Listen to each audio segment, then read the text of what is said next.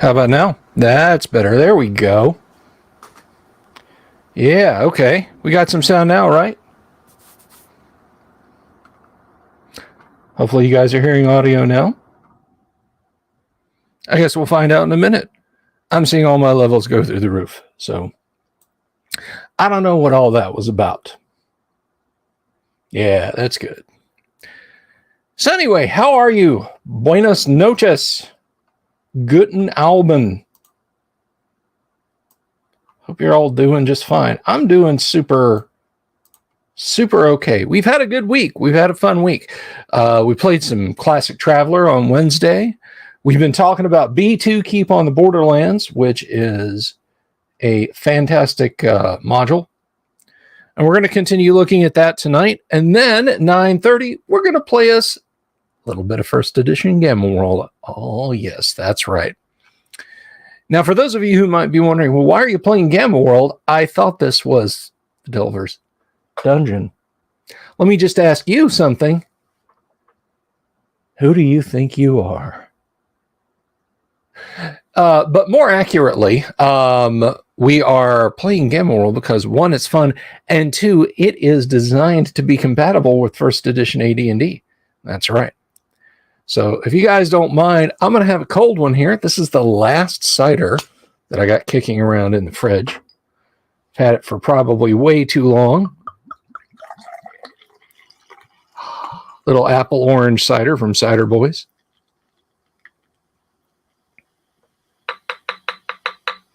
There we go. So grab your favorite Wobble Pop. Let's jump right into it. Let's jump right into things.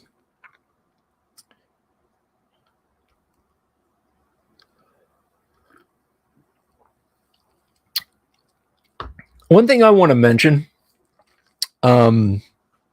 there's apparently something really screwed up going on with TSR3. I'm not going to talk about it beyond saying that I know about it and saying that I'm not going to talk about it. Look, I've said before, and I'm going to say this again, this is not a controversy channel. There's stuff I get mad about. There's stuff I get passionate about. But honestly, the best way to enjoy car wrecks is from a distance, not by running over and standing in the middle of them. So if you know what I'm talking about, you know what I'm talking about. If you don't, go look up the new Star Frontiers. Leaks about the new Star Frontiers. So I'm just going to leave it there. We're just going to move on. So we've got some B2 Keep on the Borderlands to talk about tonight. We have been through the keep. And now we're going to start exploring the countryside. So by this point in B2, I was coming to grips with rolling a D20 for attacking, for saving, for creating characters.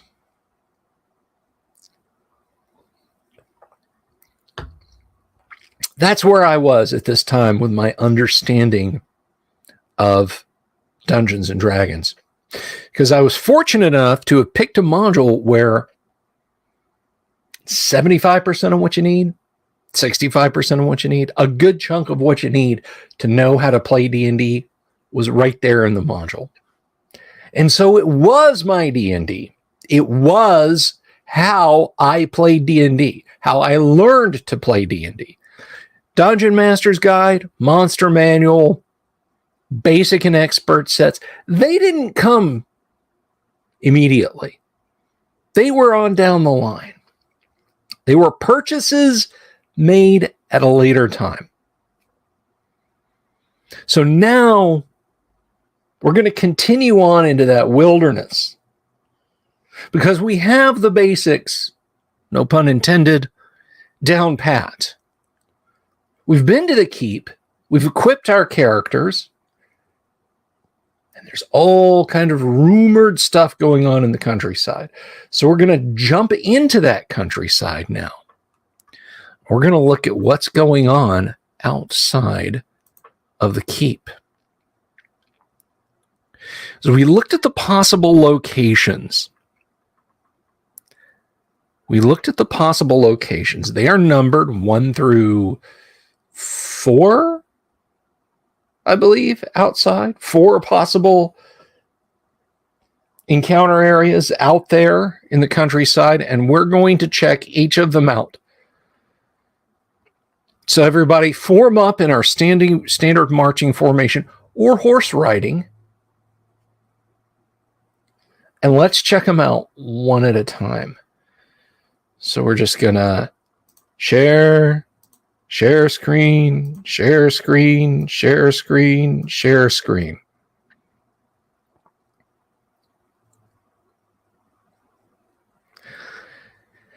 Area map encounter areas 1, Mound of the Lizard Men. Now, I know a lot of people these days tend to get a little weepy-eyed about the mistreatment of lizard folk. Folks, if you'd fought them where I had in the fens near the keep on the Borderlands, you wouldn't feel bad for them. Let's read on. The streams and pools of the fens are the home of a tribe of exceptionally evil lizard men. Being nocturnal, this group is known to the residents of the keep, and they will not bother individuals moving about in daylight unless they set foot on the mound under which the muddy burrows and dens of the tribe are found. One by one, yes, there he is. Thank you, Errol. We'll come back to him. One by one, they will come out of the marked opening and attack the party. There are 6 males total, armor class 5, hit dice 2+1, a salad bar hit points. If all of these males are killed, the remainder of the tribe will hide in the lair. Each has only crude weapons. The largest has a necklace worth 1,100 gold pieces. Definitely worth our time.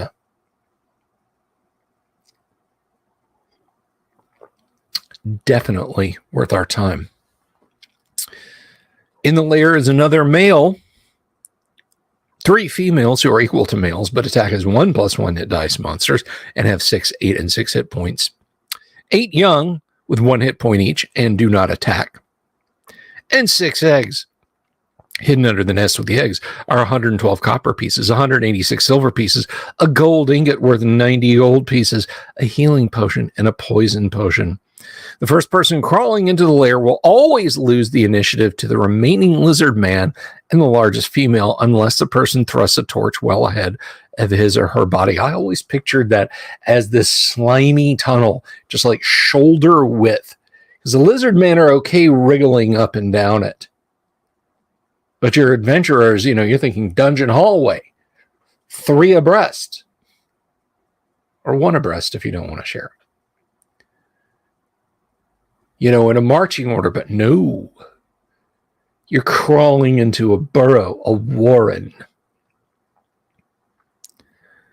And you have to deal with the lizard men. Now, I could have sworn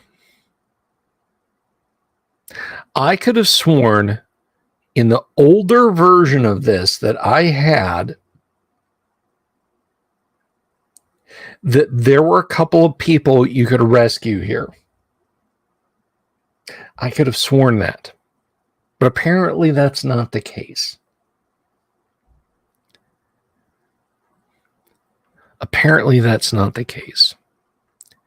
But here, Gary throws the first curve of the Dungeon Masters. Young who do not fight, 1 hit point each. What will your party do with the young and with the females if they elect to go in and attack the lizard men? Will they slay them outright? Will they let them live? You don't know. You don't know what the party's going to do. So here's your first, you killed the monsters, but they have young. For the record, my players always just killed them. Spidar's Lair. 2 Black Widow spiders, armor class 6, hit dice 3, hit points 11, damage 2 to 12 plus poison. These things ain't screwing around. Thank you, Bob Jester. purse, shoes, belt. Dungeon Minister has zero love for lizard men.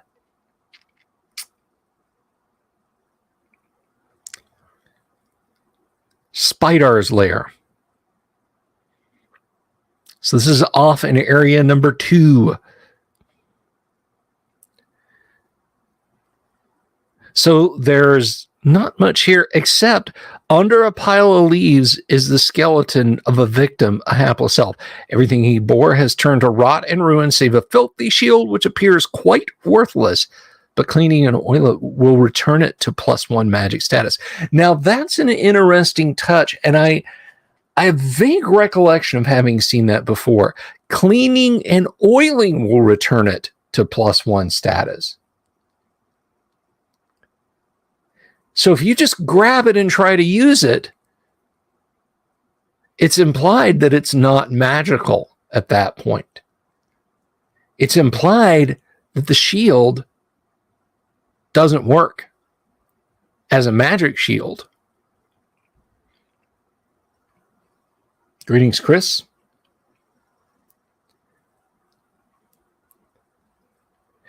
After we've gotten our biggest shoes out and swatted those spiders, let us look at the Raider camp. Now, this is a big meal here. This is a big feast.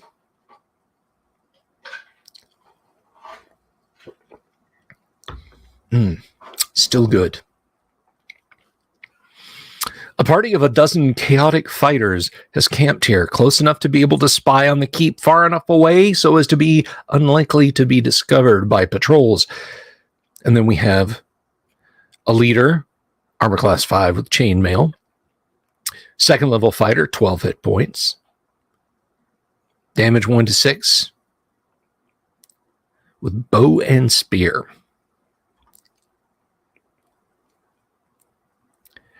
Then he has a lieutenant, a couple of bowmen, and some spearmen. Each has 3d6 silver pieces. The lieutenant has an additional d6 gold pieces, and the leader has an additional 2d6 gold pieces. They have a bedroll, and the bowmen have an extra quiver of 20 arrows. There's a cask of good wine on a tree stump in the camp. Several game animals are hung from branches and can be eaten or taken along as they are cleaned. So here we have that first example of not treasure that is treasure. Let's look at how these guys are outfitted. Leather and shield, leather armor, chainmail, bows and spears, swords, daggers, extra arrows. Remember, back at the keep, the trader will buy all this back for 50% of its price. Dungeon Masters, include this money that they get, especially if they slay all the bandits, towards XP. Absolutely do it. If the party's making money, then reward the XP accordingly. And this Raider camp, this is not kidding around. All right, this is 12 skilled enemy fighters. You might get some of the spearmen. Well, let's see. They're fighter 1, fighter. Okay. So the lieutenant, the bowman, and the spearmen on a really good 2d4 or 4d4 roll, you're going to get all of them with a sleep spell. Assuming your magic user has sleep.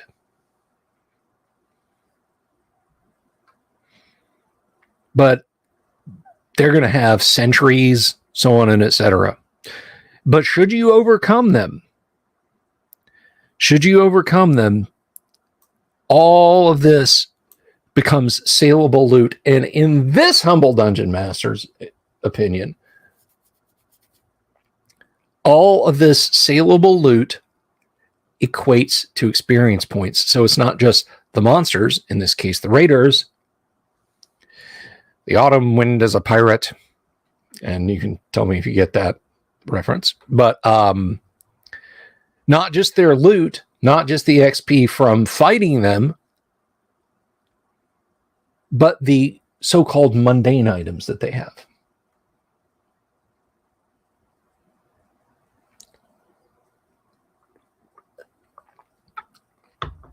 Thank you, Bob Jester, for looking that up.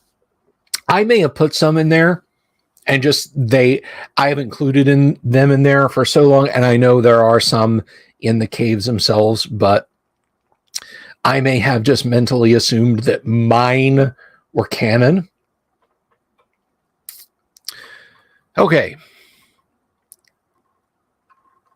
So this happy fellow, who was explained to me as an example of a 3 charisma, the Mad Hermit by Errol Otis. One of the other great iconic pieces of art. If I was going to fault that piece of art at all, it's that his pet puma is not pictured in it. Come on. His pet puma should have been in there, Errol. Maybe I'll just take this with me to the next con Errol's going to be at and say, look, just sketch a puma in there. He has a puma on a tree branch. Put it in there. The Mad Hermit. For many years, a solitary hermit has haunted this area of the forest, becoming progressively wilder and crazier and more dangerous. His home is in a huge hollow oak, the entrance to the hollow concealed by a thick bush. Inside is a mound of leaves and a couple of pieces of crude furniture. Even his cup and plate are handmade of wood and are of no value. There's a small chest buried under a few inches of dirt, under the leaves of the Mad Hermit's bed. In this container are 31 gold pieces, 164 silver pieces, a potion of invisibility, and a dagger +1. The hermit also has a pet, a mountain lion, which lurks on a limb of the oak, ready to spring upon any unwary intruder. This creature will always get first attack. Mad Hermit, 3rd level thief, armor class 4 due to leather armor, ring of protection +1, and dexterity. This guy's got some fat loot. He has a 30% chance to move silently and a 20% chance to hide in shadows. His madness gives him a +2 bonus to hit and a +2 bonus on damage. Thus, double the bonus for striking from behind is +6 to hit and double normal damage +2 points. He carries no treasure other than the ring he wears. This is rather Gollum-like. And then there's his mountain lion. Sorry, I said puma. It's a mountain lion. Armor class 6, 3 + 2, hit dice, 15 hit points, 3 attacks, 1 to 3, 1 to 3, 1 to 6. Saves as a fighter 2, and his morale is 8. This creature will always attack first in each round. If it leaps down upon an opponent, it gains +2 to hit on each of its attacks that combat round. Usually it will attack by jumping, then it will stay on the ground and fight normally. If it is not engaged in combat during any round, however, it will take the opportunity to leap into a tree and then spring down on the next round. The DM may choose to have the Mad Hermit approach the group on friendly terms, claiming to be a holy man, seeking goodness in nature. Perhaps he actually believes that at times. He will suddenly turn on the group when the opportunity presents itself, striking from behind and calling his ferocious pet to his aid.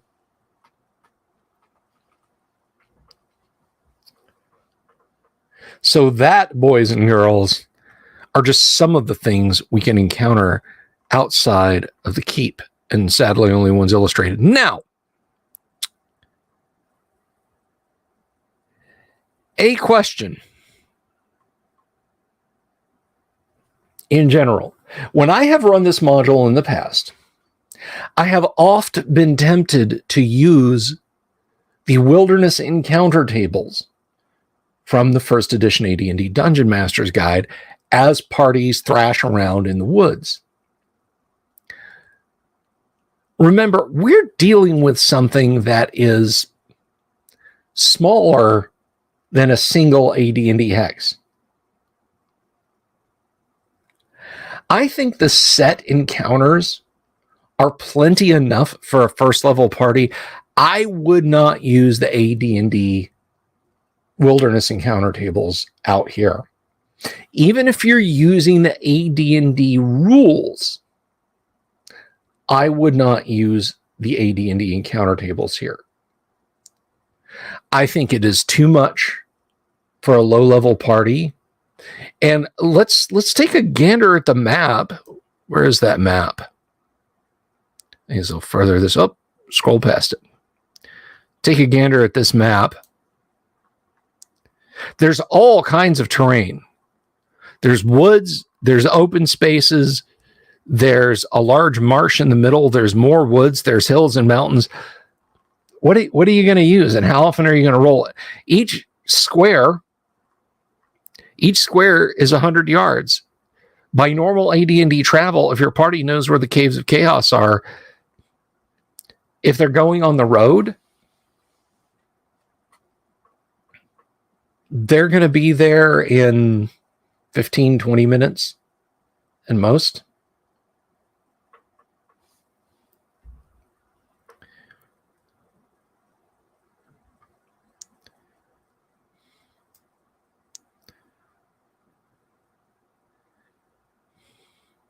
So there is our wilderness encounters, though, that you can bump into. The lizard men, the bandits, the spiders, and yes, the Mad Hermit. All iconic. I think the Mad Hermit, probably because of Errol's illustration, gets the most press. Like, I see people, like, their handle on forums is the Mad Hermit, and he uses his demented little face grinning out, leering out of the hole in this tree there as their user avatar or what have you.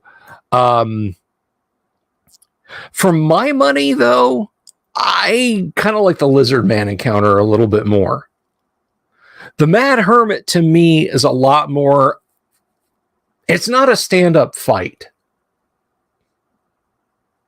For a low-level party, the Mad Hermit might as well be an ogre that can attack twice every round.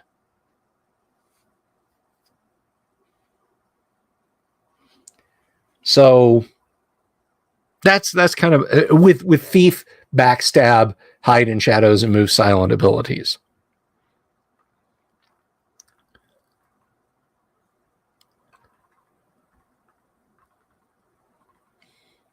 And remember, guys, if you are using the AD&D rules, don't forget your reaction rolls. Initially, the Mad Hermit is supposed to be approachable, but even the bandits could be approachable depending. I mean, maybe the party pools their gold, their gold, and pays them Weregild to leave this area.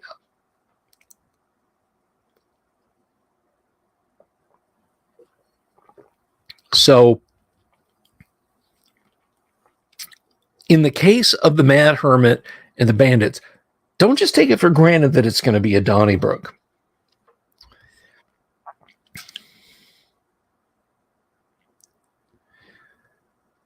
So now that we've been down that route, and we have talked about the wilderness encounters, we have had our appetizer, our soup and our salad and our breadsticks. Those have been whisked away. We've rinsed our fingers in the finger bowl. And we come to the main course. The Caves of Chaos.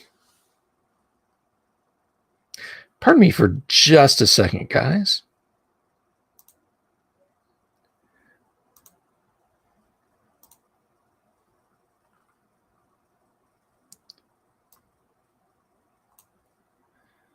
All right.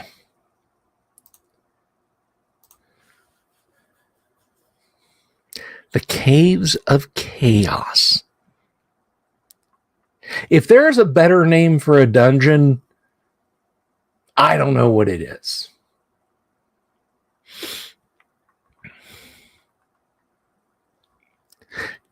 And now, I didn't need this instruction from Gary because this is pure poetry, what comes after this, but I'll share it with you guys.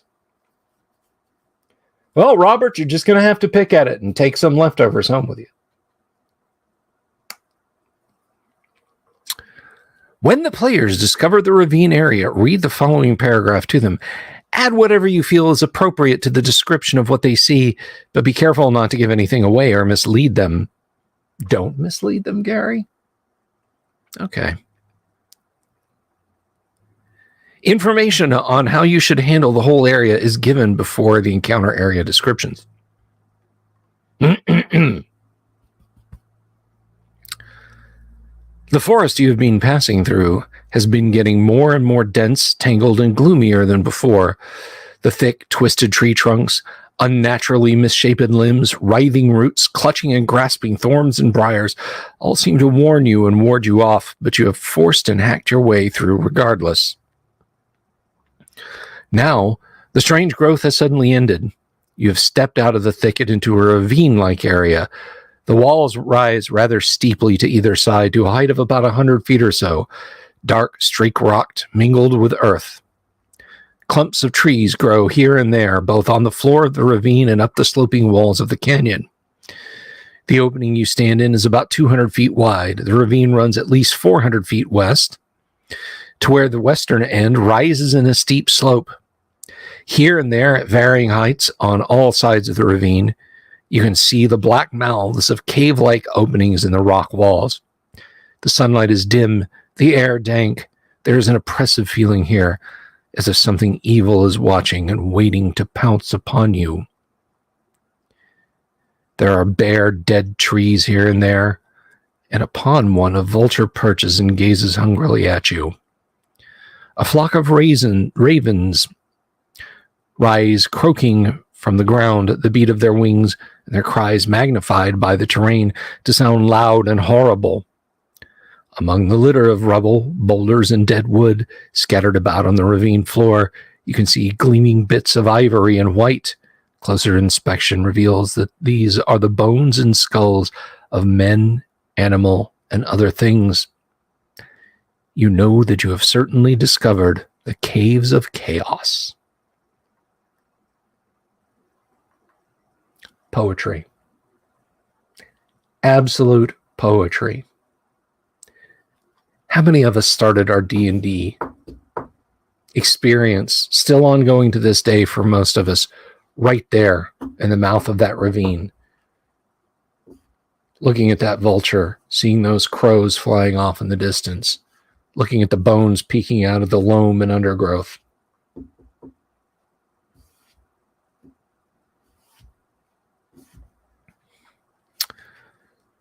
And we have some notes for the DM. We have the cave area map, the woods, the underground, the interiors, ransoming prisoners. Now, this was brought up earlier. Organized tribes can optionally be allowed to take player characters prisoner, freeing one to return to the keep in order to bring a ransom back to free the captives. Set the sums low, 10 to 100 gold pieces, or a magic item which the ransoming monsters would find useful.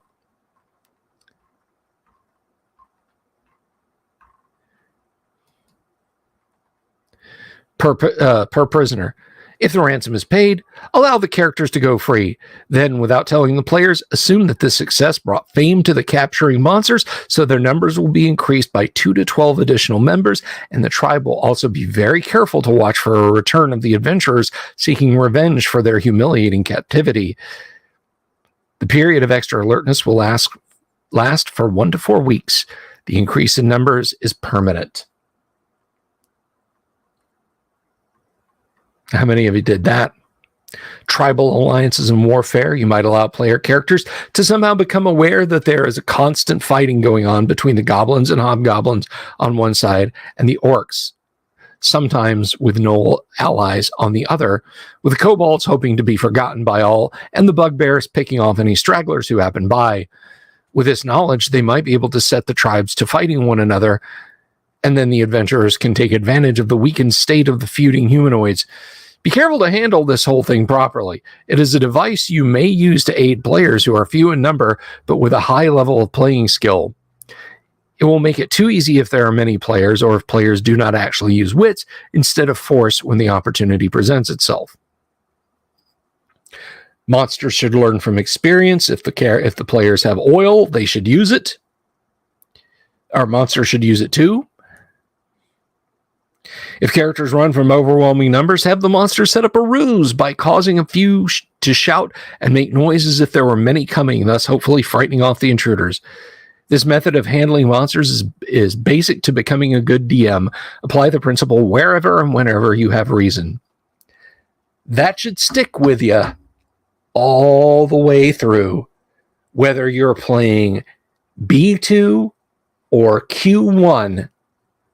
The lessons you learn here resonate throughout Dungeons and Dragons. And let me tell you what, I know there's a lot of people out there. Well, there's some people out there, a few of you. Your main jam is 5th edition, 3.5, Pathfinder, something not D&D, something not classic D&D. Nothing discussed in these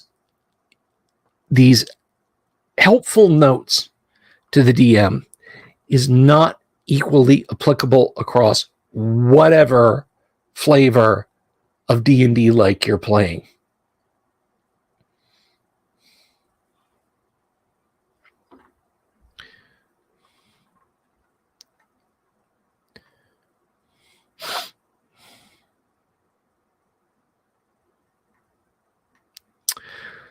Let's see. Emptied areas. When monsters are cleared out of an area, the place will be deserted for 1 to 4 weeks. If no further intrusion is made into the area, the surviving former inhabitants will return, or else some other monster will move in. For example, a Thule, and that is a basic D&D monster only, might move into the Minotaur's cave complex, bringing with him whatever treasure he has.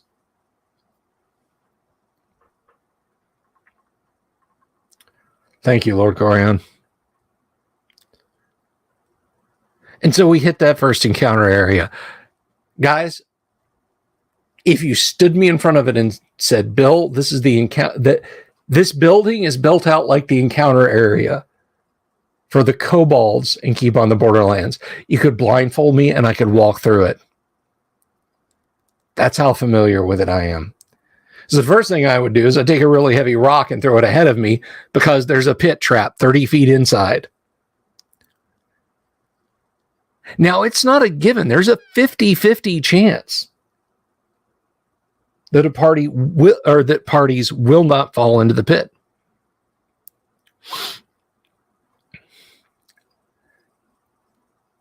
There's a 2 in 6 chance that as the group enters, 8 kobolds will come out from hiding in the trees above and attack. And it gives us the kobolds stats. And they have D8 silver pieces. It is on like Donkey Kong.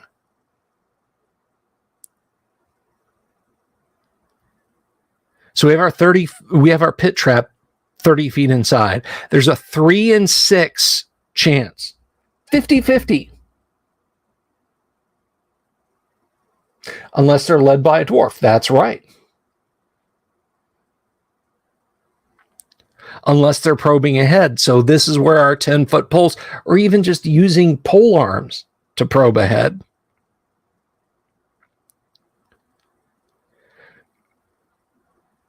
The noise will attack creatures from areas 1 and 2. So we have our 6 kobold guards, the little typo in the OCR there. 6 kobold guards. They'll throw their spears the first rounds if they have initiative. Each carries D6 silver pieces. 1 will run to warn areas 4 and 6. The guards will be alerted by loud noises or lights. There you go, Robert. Some classic The Hobbit.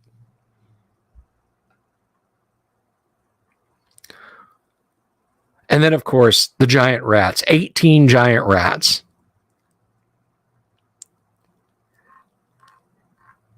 There's our wilderness map again. Each time a character, keep map, we're just going to page down because we got some stuff to get through there, is bitten, there's a 1 in 20 chance of getting a disease unless a save versus poison is made. If the saving throw fails, there's a 25% chance the character will die in 1d6 days. Otherwise, the character will be 262 adventure for 1 game month.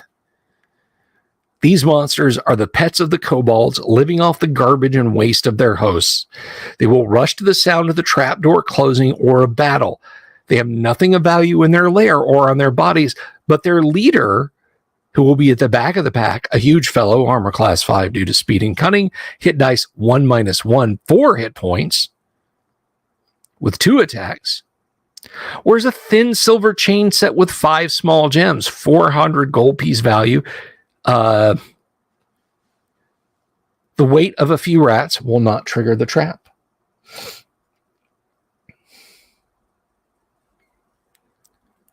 I do so love those rats. We have a food storage room, which the last time we played this, we actually had an interesting ethical conundrum. We had gotten I was playing, this is a long time ago. We'd gotten the poison potion from the kobolds, and I debated putting the poison in the wine in the food storage room.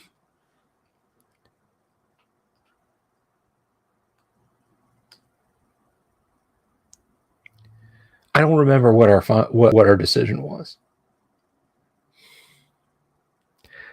The door is locked. The place contains various sorts of dried and salted meat, grain, and vegetables in sacks, boxes, barrels, and piles. There are bits and pieces of past human victims. There's nothing of value here. Even the wine in a large cask is thin and vinegary. 3 large kobold guards, 5 hit points each. Now, these are 1+1 kobolds. The guards will hide behind the corner for cover, so all missiles fired at them will be at -2 to hit. Each has 2d6 gold. And then the chieftain.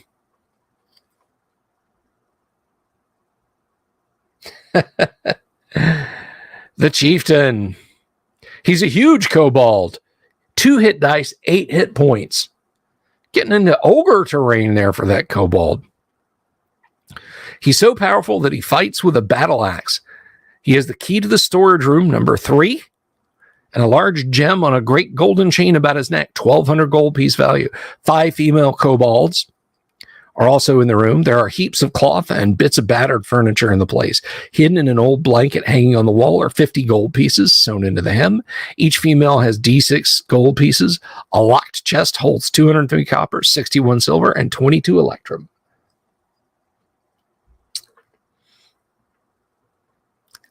The common chamber. 17 males, 3 hit points each. 23 females, 2 hit points each. 8 young, which do not attack. If their caves are invaded, those able will help in its defense. Males have d6 silver pieces, females have d4. The young have nothing. Amidst the litter of cloth and bits and scraps of odds and ends here and there is a piece of silk worth 150 gold.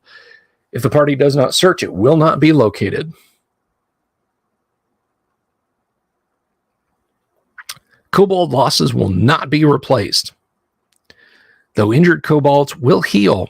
If the attackers hurl oil at the kobolds, they will retreat if possible rather than suffer damage. Should they have the opportunity to find any flask of oil, the kobolds will use them against attacking characters. They ain't stupid. Well, yeah, they are, but they're not.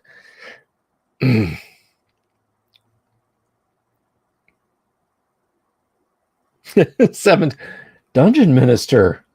I am scandalized.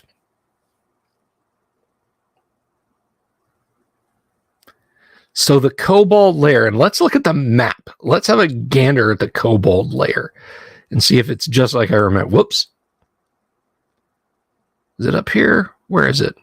Oh, it's not on that side. Let's find it on the map here. Map. There we go. So how many of you out there in TV land, was that your first dungeon crawl, Area A? We got your pit trap. We got your guard post. Got your storage room with giant rats.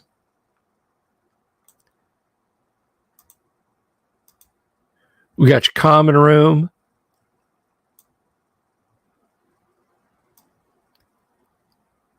Let's see. Can't quite read that. Area 3. Then we got your throne rooms.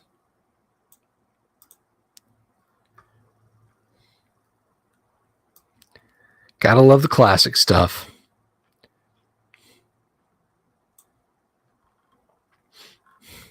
So Area 3 was a food storage room, 4 was the guard room, and 5 was the chieftain's room.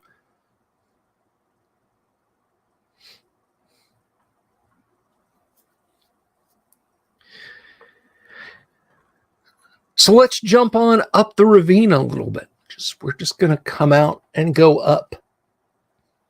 I'm going to talk about Area B, the orc lair, a little bit.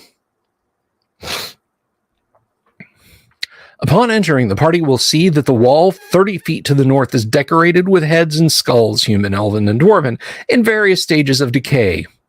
These cheerful greetings are placed in niches which checker about 100 square feet of the surface of the wall. Close inspection will show that one is orcish, CG below. Sounds of activity can be heard from the west, but all is quiet to the east.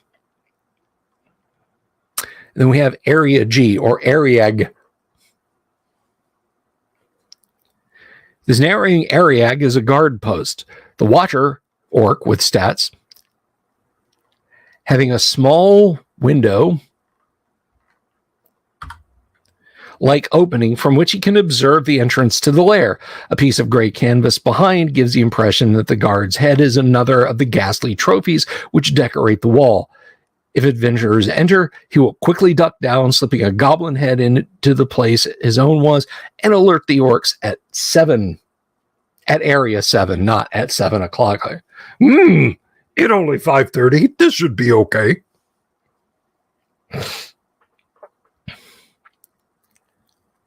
So the guard room. But that always blew my mind. You know? You got the wall, then you got the fake head sitting there. And who out there didn't picture young Frankenstein when they're going through Victor's lab and there's all the heads in various states of decay, and the last one was Marty Feldman sitting on the shelf?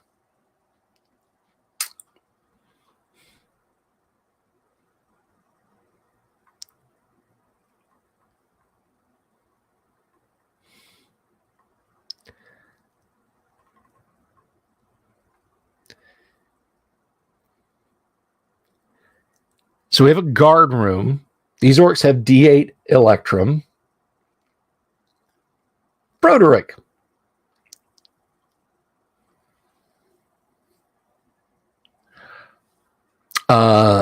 These guards are armed with spears. Each carries one for hurling and one for melee. They have D8 Electrum pieces each.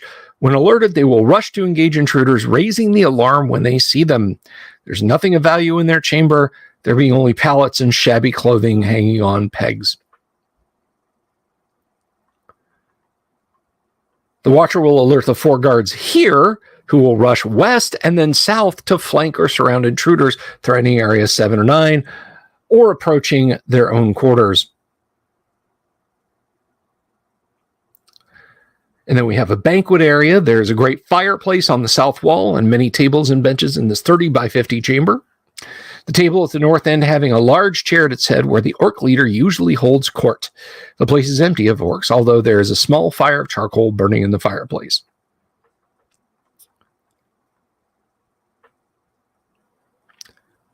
You have a common room, 12 male orcs and 18 females, 9 young who do not fight. The males have 2d6 silver pieces. The others have nothing of worth. The few furnishings in the room are likewise of no value. Then we have a storage chamber. This is what I was talking about. Okay, 3 shields, 17 spears, 2 battle axes in excellent condition. A crate at the far northeast corner contains a forgotten crossbow and 60 bolts. There's nothing else of value in the place. That is more of that loot your party can be taking back to the keep or using in extremis, particularly the crossbow. You know, that's like finding a loaded shotgun. We're going to talk about 12, and then we're going to ease down on the brakes. We're going to pull off and let the engine cool. Don't worry, we're going to come back. We're not turning around and going home, not by a long shot. So the orc leader's room. This large creature is clad in chainmail, has a shield +1, and carries a mace. He fights as a 4-hit die monster. This orc is as tough as an ogre, Gary. 15 hit points and adds 2 to damage he causes when he successfully strikes, thus 3 to 8 points of damage. This is due to his strength and skill, 31 gold pieces, and a ring with a gem worth 700 gold pieces. The room is carpeted, has tapestries on the walls. Note, one of these covers the entrance to the small cave to the west, and battered but still serviceable furniture and a cot. His 2 mates sleep on cushions at the foot of his resting place. The 2 females in the place fight as males, and each has 2d6 gold pieces on her person. The chests and other furniture will have nothing of value. If hard pressed, the leader will wiggle behind the tapestries on the south wall and attempt to work the catch on the secret door to the south and go to the rival tribe for help, but his very life must be in great peril before he will do so. Adventurers can only spring this catch by rolling a 1 on a d6 twice in a row or having 2 characters do so simultaneously.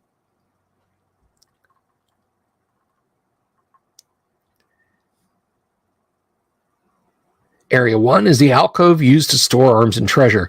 2 complete suits of chainmail, man size and dwarf size, 4 swords, and a locked iron chest with 205 copper, 286 silver, 81 gold, 13 platinum pieces, and a niche in the back with a boulder in front of it covering it hides a potion of healing and a scroll with a 6-die fireball spell on it. 6-die fireball spell.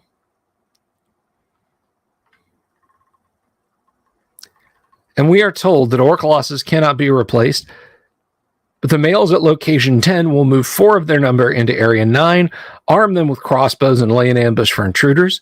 If the leader is slain, all surviving orcs from this locale will seek refuge with the tribe at sea, taking everything of value and even of no value with them, and B thereafter will be deserted. Okay.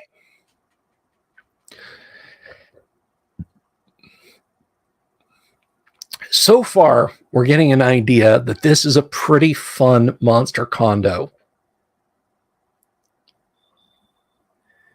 Now, if you're a young The Dungeon Delver back in the day, back in the, I don't know, whenever fall of 81, and you're digging into this, this is pretty freaking spectacular stuff, actually.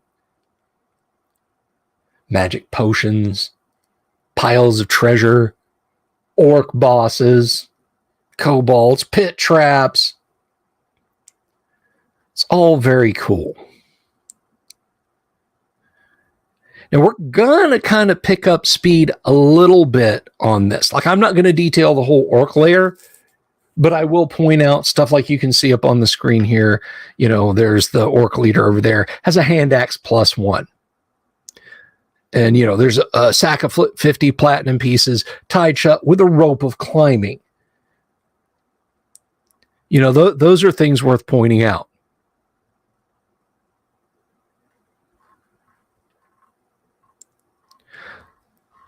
But what I am going to do is where there is notable stuff to discuss in the humanoid areas like that, we're going to pause and we're going to come back to. Of course, they'll take their Snoopy snow cone machine, Robert. Why wouldn't they? So we're going to come back to those.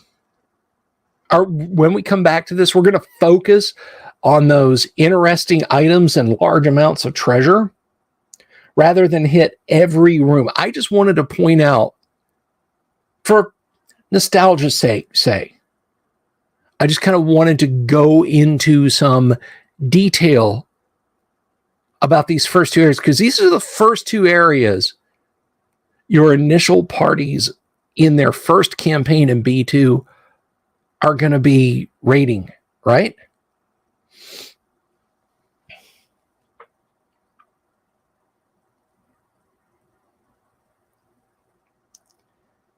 So there are some key things that I want to point out.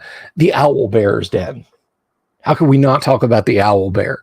The Ogre, the Gray Ooze. And when we get to the Temple of Evil Chaos, and maybe even before then, the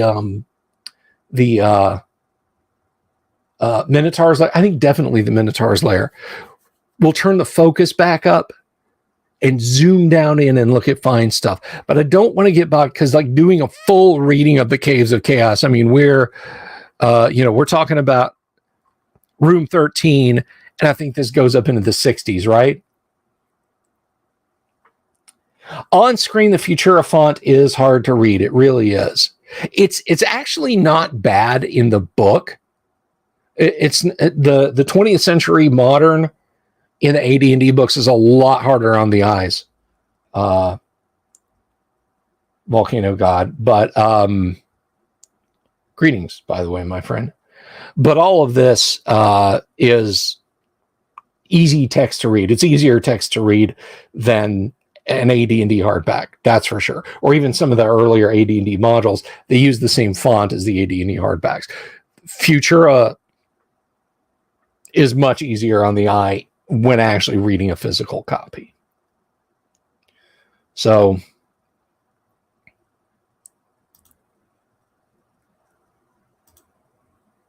the Owl Bear is not a druid. It's a real owl bear. Okay, so I want to say this about that. Yes, I have seen the trailer for the new D&D movie. I can't remember if I mentioned this last night, so I'm just going to mention it again. I have seen the trailer for the new Dungeons and Dragons movie. Now, you know, it's not the D&D movie that Gary was going to create, and it's certainly not that abomination that came out in 99 or 2000 or whenever it was. There's a few reasons why I liked it. First and foremost, it's coming out from Paramount. And Paramount, apparently, at least with Top Gun, the new Top Gun movie, their main goal was not to scold or to push any particular ideology. With the new Top Gun, they just said, hey, here's a piece of entertainment. Enjoy it. And it was hugely successful. Paramount just said, we're going to make pure entertainment for you guys. Here it is. And by all accounts, pretty awesome. They're making the D&D movie. If they keep that ethos, then I think it's going to be pretty good. So that out of the way. We have the characters with snappy repartee between them, suggesting stupid things, doing stupid things, cracking jokes, trying out just like wow, I can't believe they did that. Just and all this in the trailer. And they're playing Led Zeppelin music.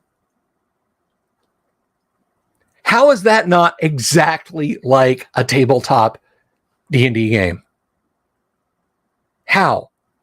I mean, it's got all the elements. So from where I'm sitting, go ahead and entertain me, you beautiful bastards. You magnificent sons of bitches. Go ahead and entertain me. I'm willing to give it a shot, guys. I'm willing to give the new D&D movie a shot. I'm not just, you know, if somehow Hasbro was just like, we're going to make, we're going to open a movie studio called Hasbro Studios, and we're going to get WotC executives in here to manage this, I'd be like, it's doomed. It's doomed. I have no interest in seeing it. But given this is Paramount, and they released a pretty good movie in the new Top Gun,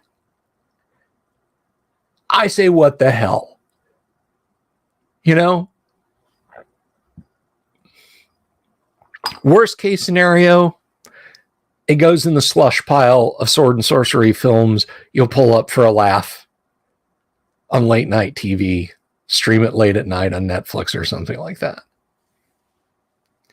And there were recognizable monsters: gelatinous cube, mimic, owl bear. And 2 of those are in B2. The owl bear and the gelatinous cube.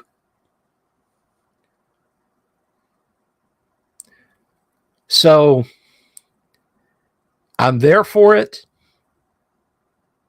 I'm being cautious. I'm not completely jumping in, but I'm there for it for now. All right. So with that said, that's my reaction to the trailer. Come at me, fine bros. I said react in my video. That's right. So hopefully you guys will be as entertained. Worst case scenario, the Jeremy Irons movie becomes the best official D&D movie. But I mean, when you think about it, right now, the D&D cartoon is still sitting as the best motion picture, for lack of a better term, D&D media.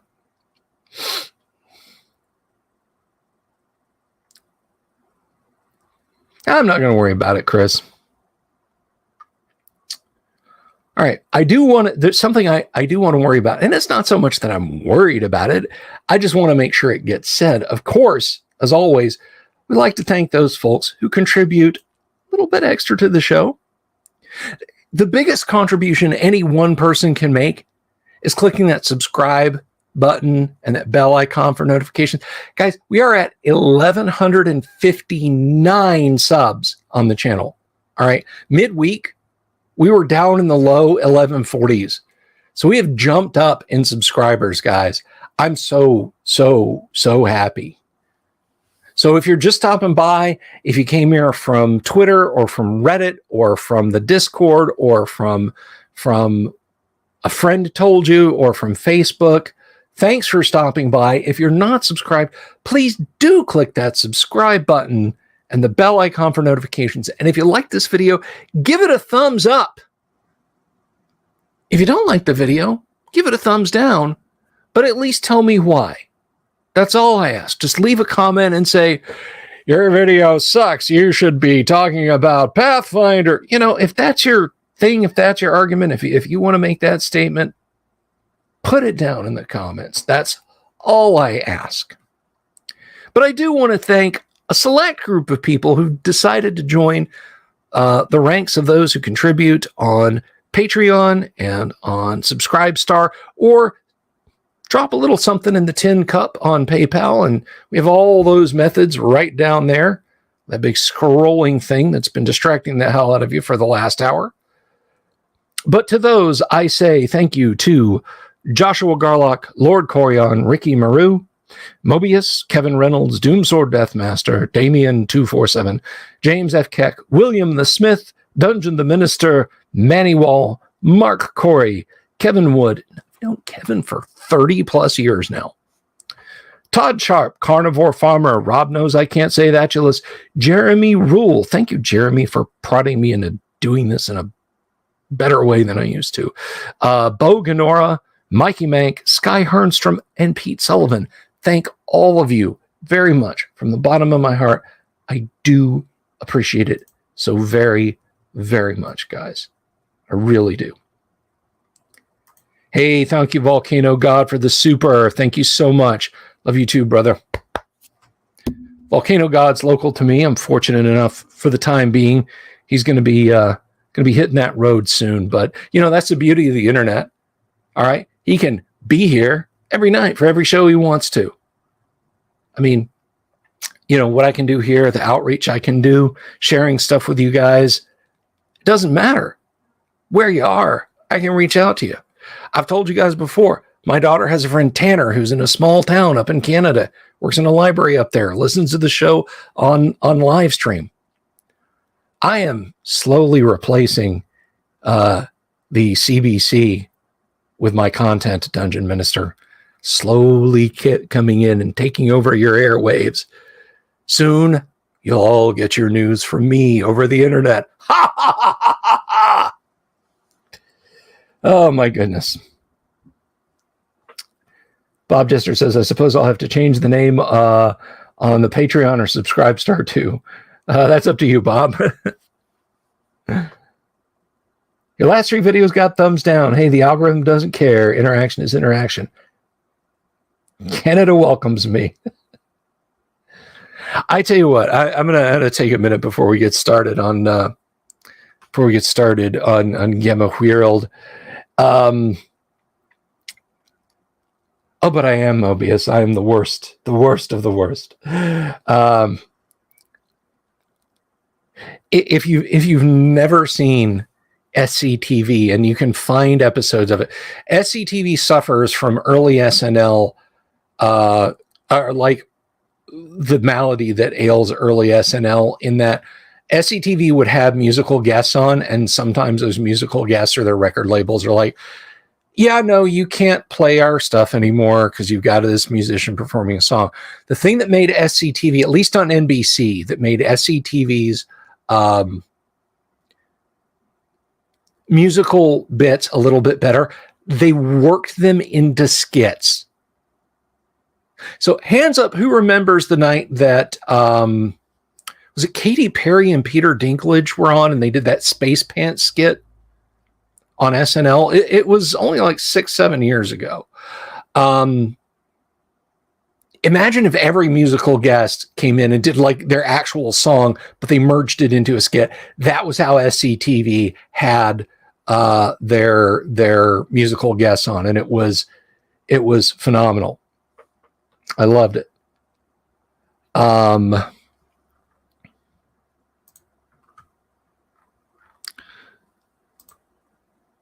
So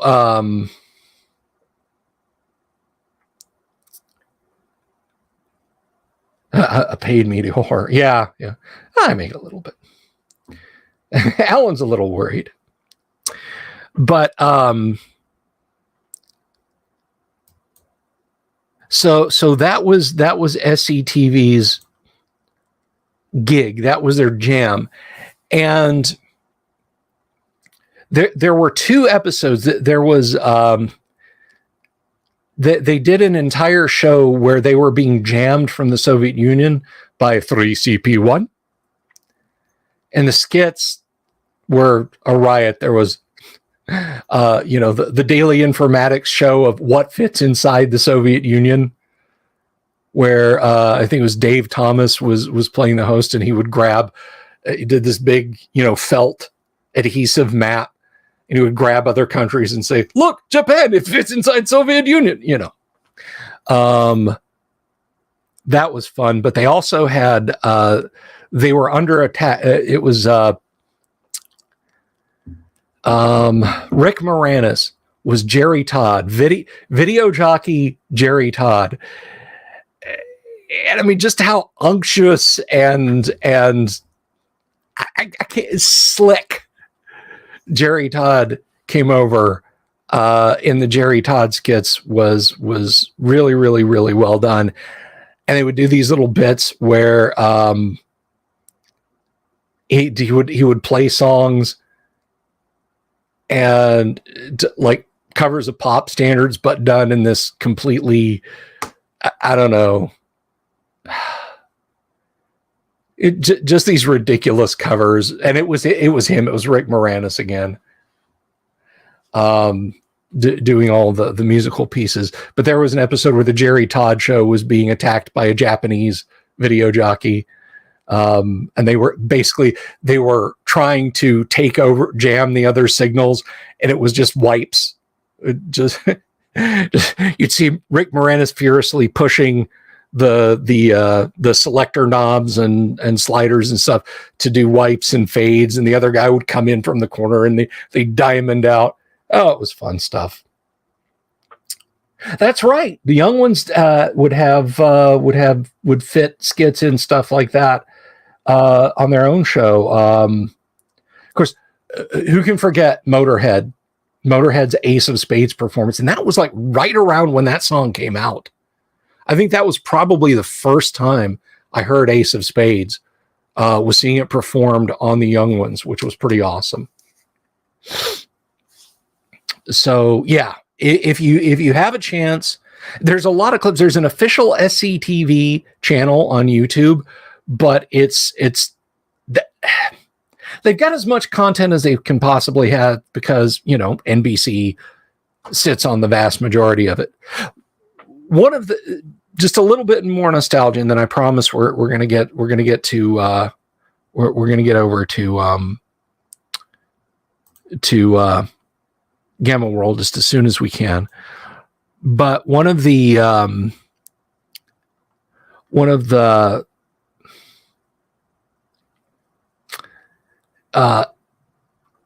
think it was supposed to be the Archies, Bob.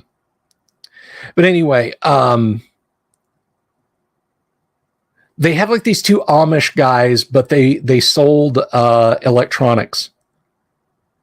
And they were just the mildest mannered fellows selling electronics. And when I was a kid, I was sitting there watching it. Now, I didn't realize how huge a brand Commodore was in Canada. And they were big in the United States at select retailers, Sears, Montgomery Ward, Kmart. In Canada, Commodore was everywhere. And I'm sitting there watching this sketch, and they're doing their little skit in an electronics warehouse. And there's boxes and boxes of with the Commodore logo on them. And it was, I guess, looking back now to frame it in modern times, it's like that bit with Leonardo DiCaprio. Everybody's seen the meme when he's sitting there with a beer and he's pointing at the TV. That was that moment for me. It's like, holy cats, because I had my VIC-20 or Commodore 64 or something at the time. Oh, yeah. John Candy. John Candy is, was it Dr. Tongue's 3D House of Movies or 3D House of Horrors or something like that? Would you like some pancakes? And it was not in 3D. It was never shown in 3D.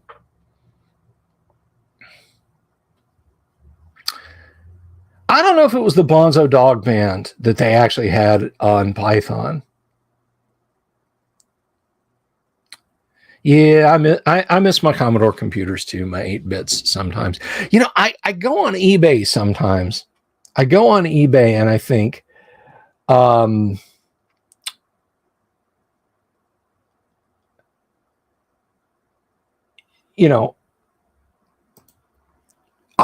would really love to get a Commodore, like even a VIC-20, because they have like an ultimate cart where you can like bump up the RAM to 40K of RAM, and it has like all of the official cartridge games on a single SD card that comes plugged in with a thing, and all of the the expansion ROM kit you could get that gave you high-res graphics commands to like draw a circle and draw 3D shapes and stuff like that.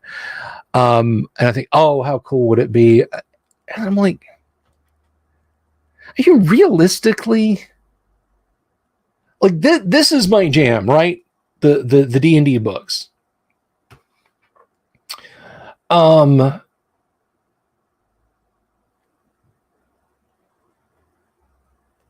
That's my nostalgia. And I just think if I got a VIC-20 or a 64 or a 128 or even an Amiga computer, which you could argue you can still do modern-ish things with, it's only approaching 40 years old.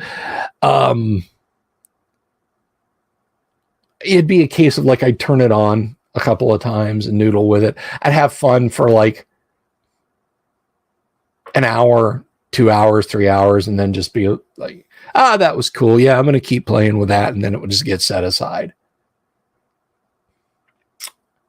Anyway, with all that said, we do have a couple of people waiting in the wings.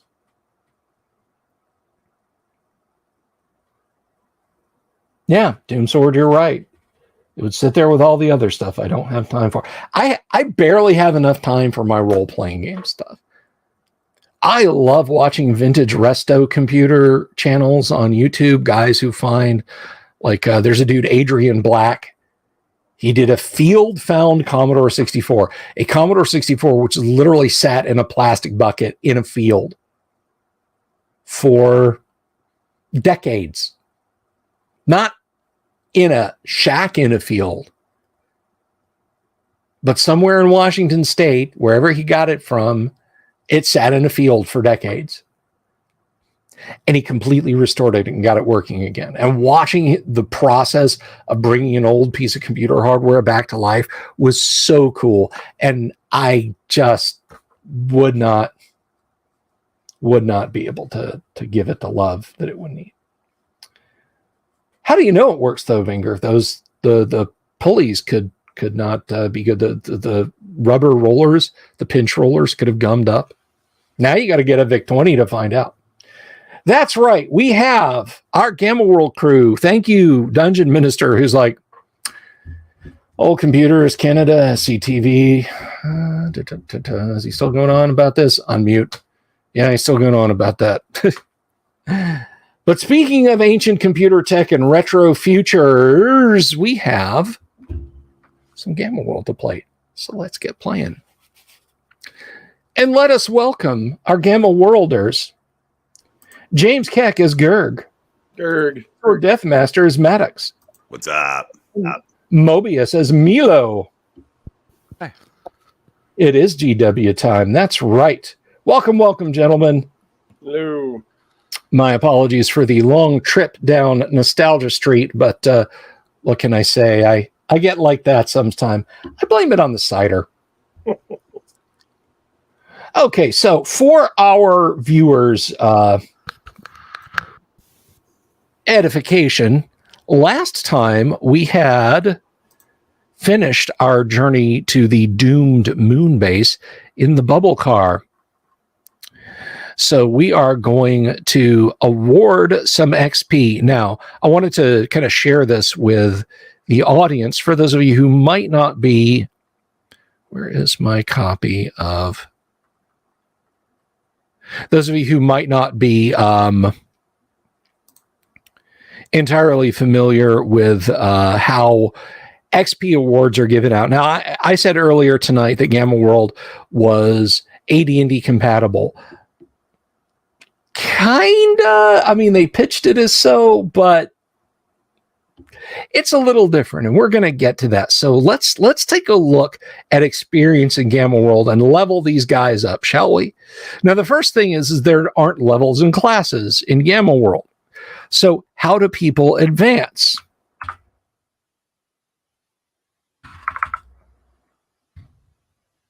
Let's have a gander here. And we will take a look. Thank you, Find there in Adobe. Saving up for those OP black ray guns. Yeah. Kurt looks like Sean Gunn, but he sounds like Bradley Cooper. I'll leave that to you and James Keck. All right, so let us see here. It's on page 42. Ah, see, I knew that, but I was testing you. I'll just keep telling myself that. I'll share this with the audience. Just real quick. All right. Share screen, and share. So over here we have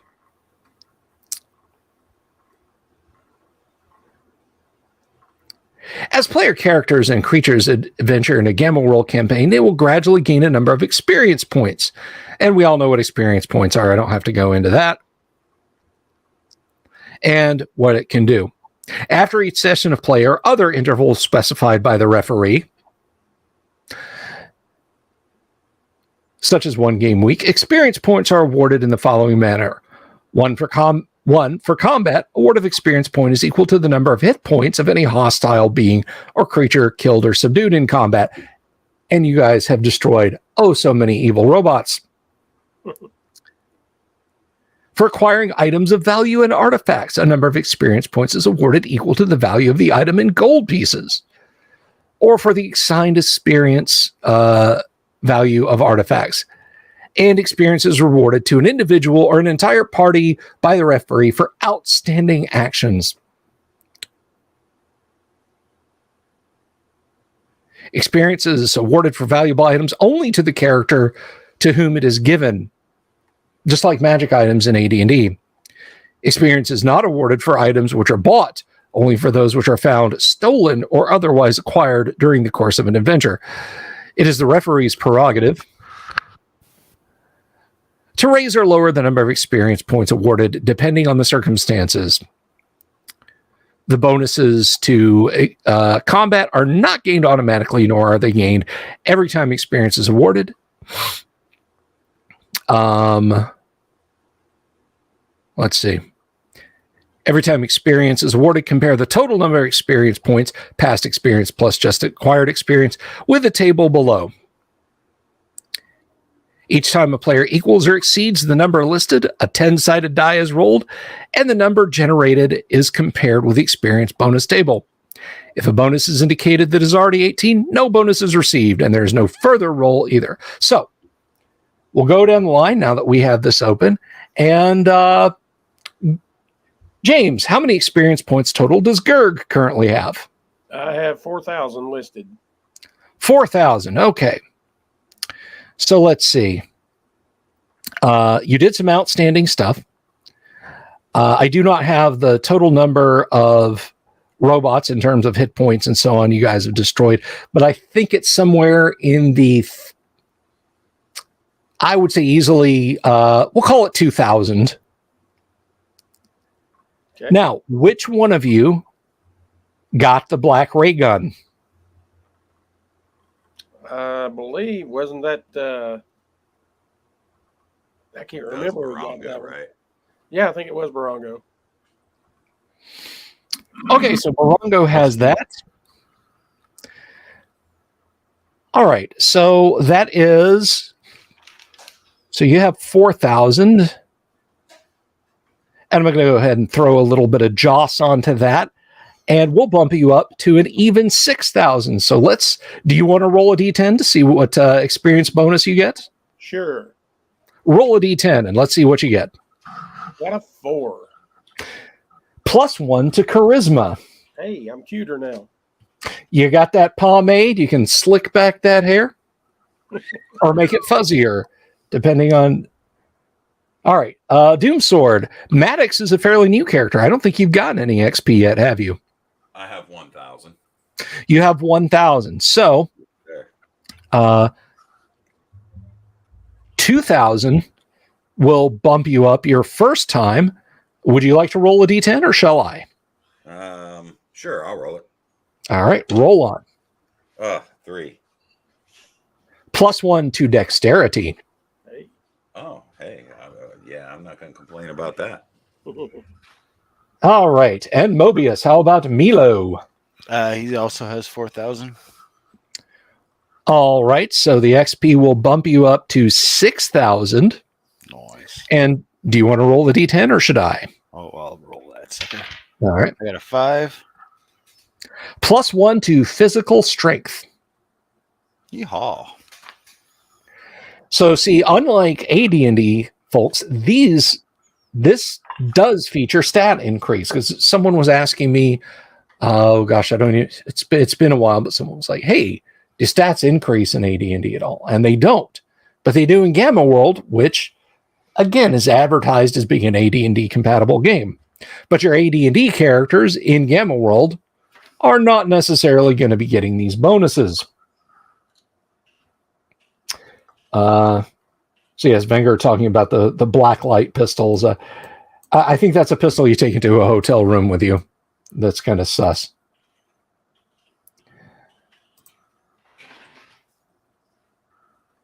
Alrighty, so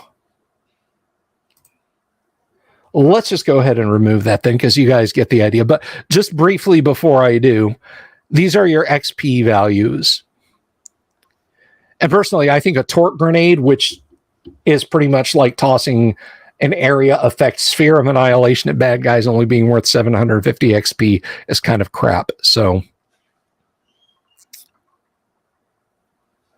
but that's just my opinion.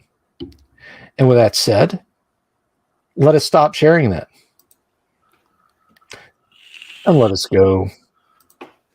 So, adventurers, you have returned to Earth from your sojourn in space. And I believe, was it Barongo that you had to put in the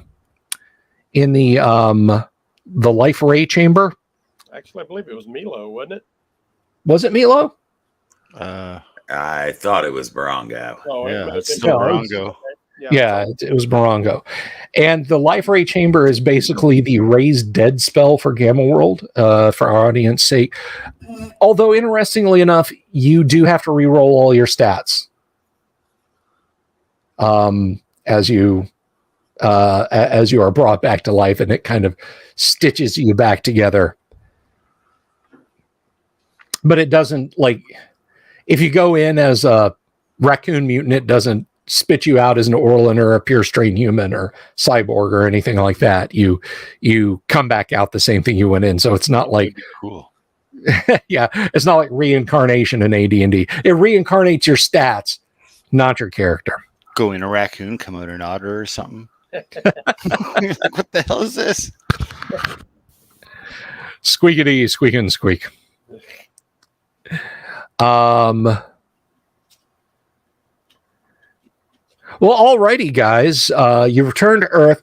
Barongo will have to he will have to convalesce for a bit longer, and Rex Dashington says, I took some near hits on the moon base. I have to recalibrate my armor. So the three of you have time to yourselves to explore the world. What do you wish to do? How do I go about healing some of this physical damage? I'm down 67 hit points. Don't you have one of them med kits? I do, but I was hoping that I could manage it without using something useful. Go for a nap Yeah. for a couple of days. So yeah, the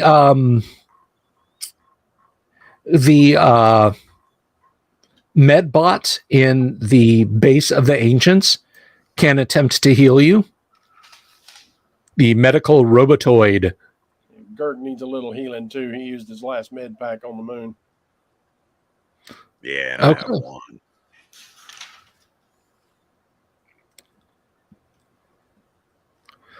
Okay, so Guess we're not visiting. Let's go home, boys.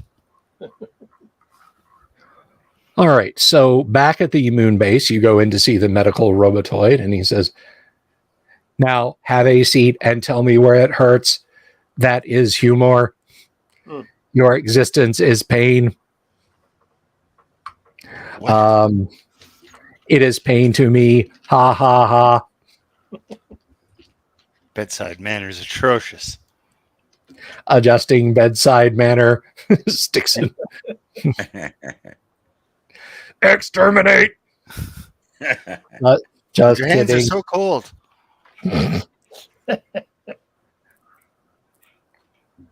Hey, XLQ7, should have both of your hands on my shoulders for this exam? All right. So depending on how long you want to convalesce, you can heal up all of your hit points, or if you want to get back out on the open road or skyways, you can just basically take a healing dose from the doc bot. How long would it take us to convalesce? So let's see.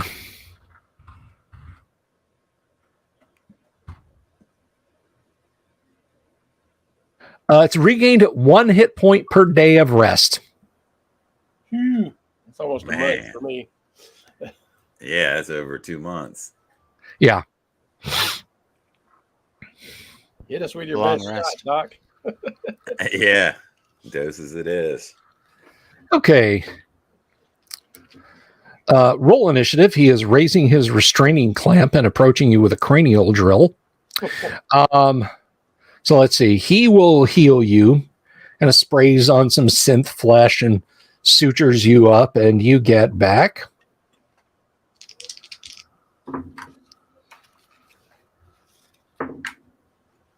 Wow, 26 points. Who was that? No, that was you. Me? Yeah, that was from Maddox. The Mad Doc cures Mad Ox. Got a needle in the buttocks. Does anyone else require any healing or want the Doc bot to heal them? Gerg steps up. I'm just steering clear and watching out of the corner of my eye that they don't cut up my buddies. Okay.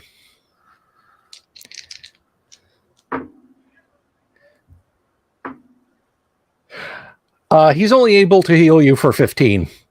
I regret to inform you I do not have adequate veterinary healing supplies. It's better than what I had. Did they have to shave any parts of his fur? 'Cause that's hilarious. Patch on my butt.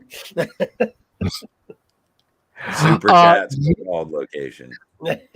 Yes, super chat if you would like to see a shaved space raccoon. Did you give him one of those friggin' lampshades so he can't lick it? Yeah. Yes, he does. He does clap a cone of shame on you. Gerg. He drops a little pellet of dried meat into the cone. Clack. I swish it around trying to get it to go into my mouth. Okay. The ship first. It's going to be hilarious. Trust me. And finally, how about Milo? Does Milo require helo? Good. I don't trust these lousy robots. They just tried to blast us a minute ago.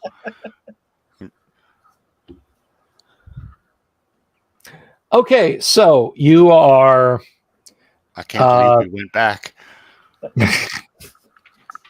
Hey, people are legitimately happy to see you. They're, oh, you've been gone so long. You came straight out of the sky. What? How high up did you go? Could you see the clouds? And promote it as a tourist attraction, and we'll just send up parties, and we'll get them to clear it out for us. That's when the base AI goes, humans are still alive. Activate rail cannons.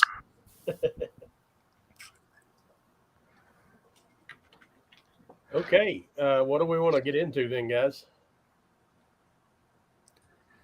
You have a bubble car. The world is potentially your oyster. Yeah, so how's your health, Raccoon? I'm good.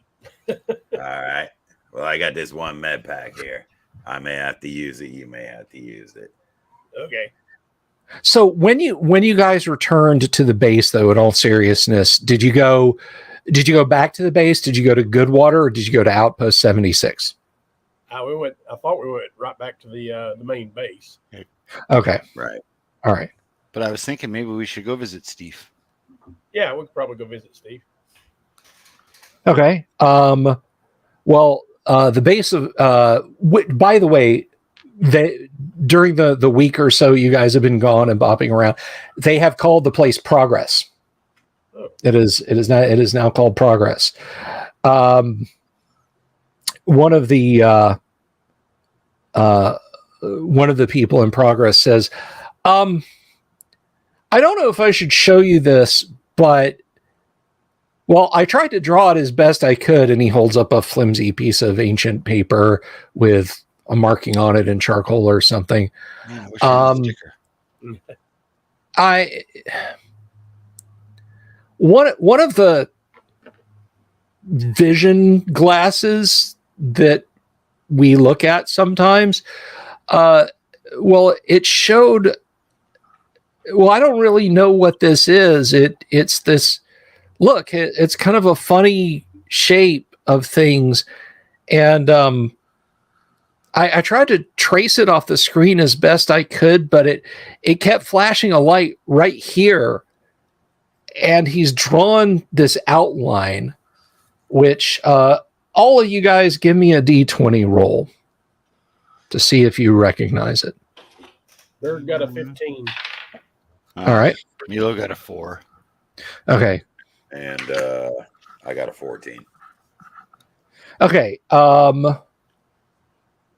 So you all kind of recognize this. When you're either going up into or coming out of space, what he's drawn looks like the outline of the great landmass that you left from. And sort of in the middle, he's drawn this circle, and he said,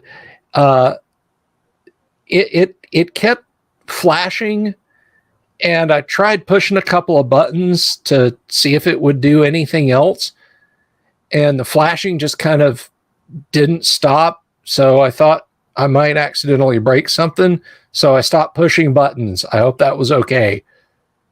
Smart move. Best. Rick Gerg. Yes.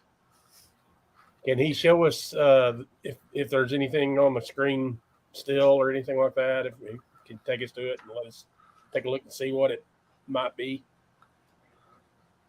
Well, I mean, he could if you asked him. I mean, are you telepathically like? Yes. Telepathically. Yeah. Show me the screen. Okay. So you go to the base, and he's let's see. Yeah, you can tell he's kind of enjoying the moment, because I mean, you guys are the heroes of Progress and of Goodwater and of Outpost 76. So like, there's people like across the vast cavernous main hallway that goes in here who call out to him, and they're like, hello, Elliot. And like, he yells back, I can't stop and talk. The founders and I have got something important we have to do. And there's even people that like, he yells at them. They don't say anything. Like, you know, there's a couple of people moving some boxes, and he says, can't stop and talk. Founders and I got to go to the ops center. He's an important guy then. Yeah. Well, he is, because you guys, you quickly get the impression that, and yeah, Gerg, you can pick up on this easy. Yeah, he's feeling pretty proud that he brought you guys something potentially important. Cool. And yeah, he takes you to this round, sort of almost fisheye vision glass, and there's the outline of what he presumably traced. Now, it's interesting because parts of it on the glass look different than what you saw from space. Like there's this little sticky outy part, this little peninsula down in the lower right-hand corner of the map. And on the screen, it's much bigger. When you saw it from space, it was surrounded by blue-green waters, looked all calm and everything. But what's on the screen is much bigger, and it looks like it has a body of water in the middle of it. Weird. But yeah, very weird. And the coasts look different in places, but overall the shape seems the same. And they're, sure enough, kind of off in the upper right, or upper left, sort of in the center. There's a triangle that is solid red. Any markings or indications of what it might be?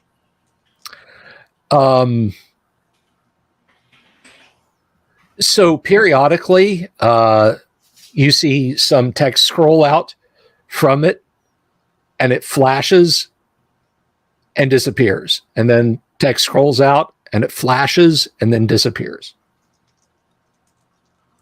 Can I make out what it's saying? Or is it just letters and numbers and gibberish? It is a string of numbers with a comma separating them. I'll look back at the other guys, and kind of shrug my shoulders. Like, ugh. Do the numbers change between iterations? They do not. And there is one of the key slabs there, one of the typing stud grids, as it were. I guess try to see if we can't punch those numbers in to see what we can find out. Okay, we'll make this a fairly easy check since you've worked with the computers here in the base of the ancients in progress. So give me a D10 roll. Got a 6 and a 5.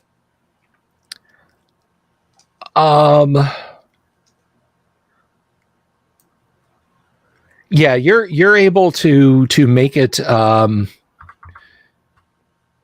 make the text show up and blink off again, but it's still there and it keeps going through its repeating iterations. Okay, keep trying. Okay. Pair of 4s. Pair of 4s. Let's see. I got to get to the right chart here.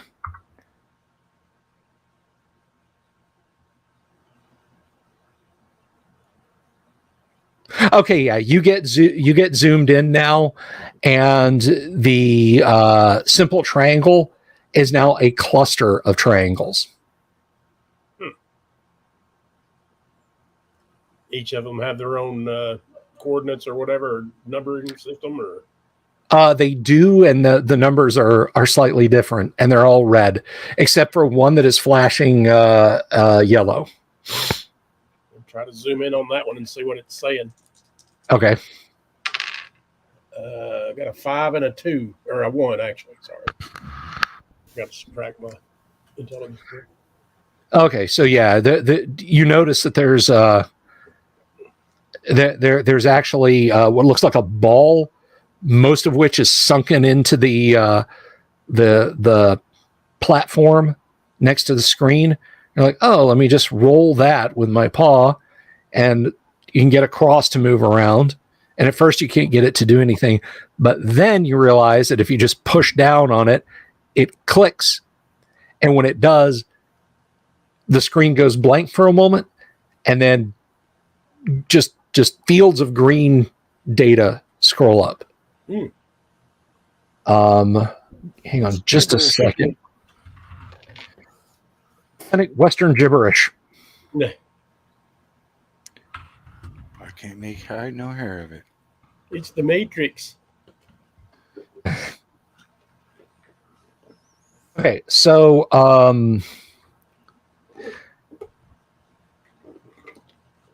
what you see across the top, you don't know if this makes any sense, but it's a word that you don't recognize. It's in the ancient tongue, but you recognize Air Force Base next to it. Okay. And then the cryptic words kilo capsule, intervention required, LCCK on standby, user intervention required.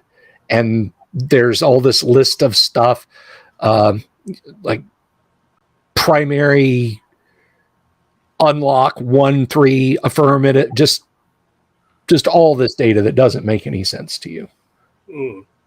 The guy with you looks at it and he watches you for a second and says, see, I was going to do that, but I thought I better wait for the founders before I do that.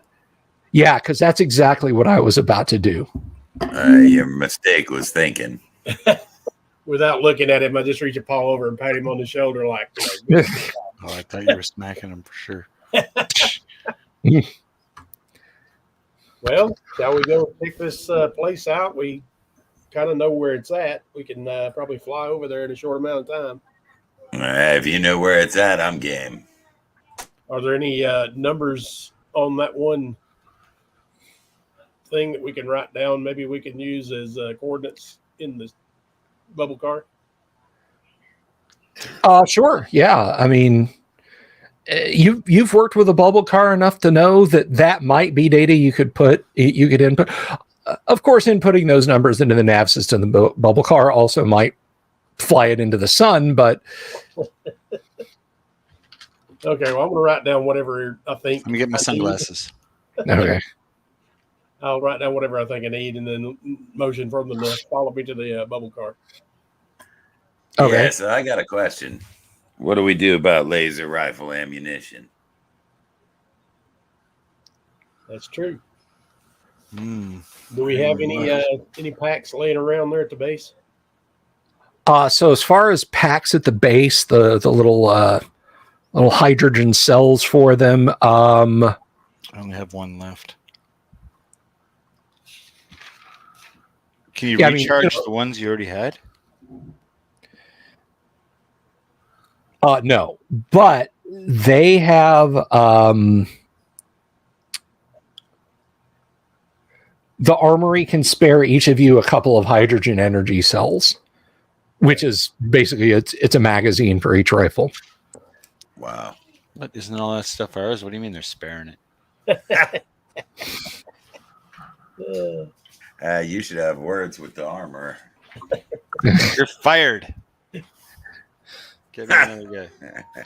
You go in pieces. It's the guy that brought us the information. Where's Betty? Yeah, where is Betty? Betty, you got Betty is working in the med lab. You guys set her to be a nurse, so she's working with the android doctor, or with the robot doc. She's an android. So we can have two of these? Yes, sir. I mean that's the standard issuance. I mean, okay, since it's a standard issue, that means we can keep coming back to the well. It's good to know. Well, I mean, I've got a couple of cases, and occasionally we do have a blight, or 3 sunsets ago we had a Blash show up, but we got him before he got close enough to make anybody sick. Well, and right now you got me, so it seems like a good use of them. Oh, hey, we did find this, and he grunts, and he's a big, strong guy, faint greenish skin with these whorls of pink fur on him. So he's a mutant, but he picks up a case and said, we found these. I don't really know how they work, but they were in a side room somewhere. And he opens the top, and they look like, well, I mean, they look like rifles of some kind. And you're not sure if they're cells or magazines or what, but there's a row of those. And he picks one up, and he points at what might be the terminal end. It's basically a box. It's a little box. He says, I think it slides in here somehow, but I'm not sure if this is a battery or if this is exactly what. Any markings on the box or the item that he pulled out? No, all that is worn away. Okay. I guess I'll try to investigate one of them, see what it does. I move away from the area. Okay. Away from the bubble car, away from all the people. And I'll try to figure it out. Alrighty. Let's see. All right, give me a roll. Oh, I got a 3 and a 1. Okay, yeah, they're etched on the side, and it's under this thin layer of semi-transparent stuff. You're not sure what it is. Yes, valued viewers, Cosmoline is still a threat in the distant future of Gamma World. but it seems to be some kind of selection switch. It's a safe fire 3-round. Okay. And when you push a button, a large lever on the top, just forward of the grip, snaps back. Okay. See if the cartridge or magazine or whatever was extra there. I'll see if I can put it somewhere. Okay. Pair of ones this time. Yeah, you flip it over, slap the cartridge in, turn it back over, snap the bolt back in place, and you're ready to rock and roll. I find some target out in the distance and aim at it and take a shot. Okay, give me a D20 roll. Don't roll a 1. Okay. Roll a 2. How's that? So you guys are just standing there. Gerg's like lifting this thing up. The cone is stopping you from resting your cheek properly. And this is designed for human hands. So for Gerg, this is like a bazooka. But you squeeze the lever. There is a crack, and both of you hear this high-pitched ping and a pop as something flies between you, Milo and Maddox.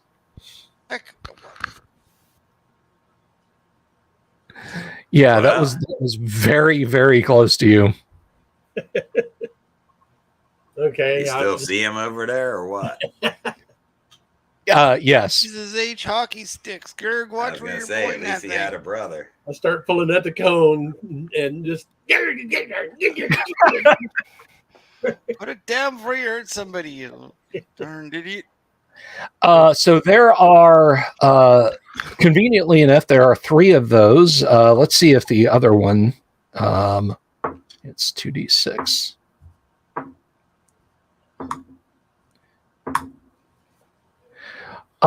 So the other 2 are fairly corroded.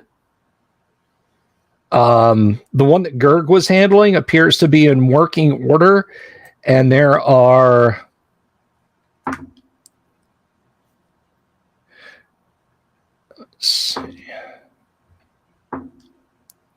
oh wow, so there are 15 of those little boxes that Gerg fit in. You suspect these are some kind of slug throwers. Okay. I'll hold one towards I guess Maddox and point to Milo and point the other 2. Oh, I snatched that up. Yeah, I pick up the rusty one and I look at it, and then I look at my laser rifle and I look at the rusty gun. And I look at the guy that works here and I'm like, listen, is that all you do is sit around all day? What the quality of these weapons? I'm like, when I come back, these all better be stripped and cleaned and up to snuff, mister, or that's it. You'll be looking for some new employment. Come back I- with parts. Do we have any oil? Is there any cans of oil kicking around? There are not. There are not. So basically what you have there, and Gerg is able to kind of get it over to you, that it is a slug thrower that can fire up to 3 rounds, with each round doing a D6. Mm-hmm. Each of the little boxes has 30 slugs in it, and there are 15 of those boxes in the case. Wow. Store them in the bubble car. You never know when they're Yeah, so that means we're 5 apiece, basically. Yeah. Well, again, two of the rifles are in non. Well, I'll have to check. I don't want to say that they are in non-working condition, but we shall see. How many rounds did you say was in each mag? 40? 30. 30. 30. So take the ammo and the one working gun, or the one working slug thrower. That sounds good to me.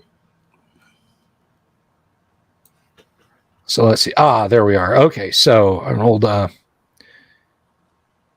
Both of those are poor, so there's a small chance that the other 2 might work.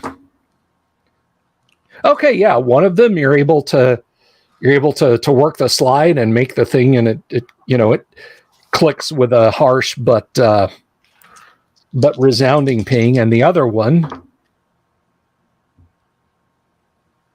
yeah, if you knew how to do anything with weapons of the ancients, you might be able to get this one working. So Hey, yeah, maybe you got Eddie could figure it out. maybe. I don't know what it's called. I just know the sound it makes when it takes a man's life. Yikes. Okay, so you have 2 working slug throwers, and you have your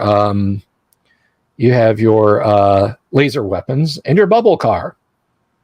All right, let's mount up and head out. Aye. Okay, I'll see if the numbers that I jotted down can fit into the navigation system equally. There's no leftover numbers or anything. Okay, you're able to fire it up, no problem. And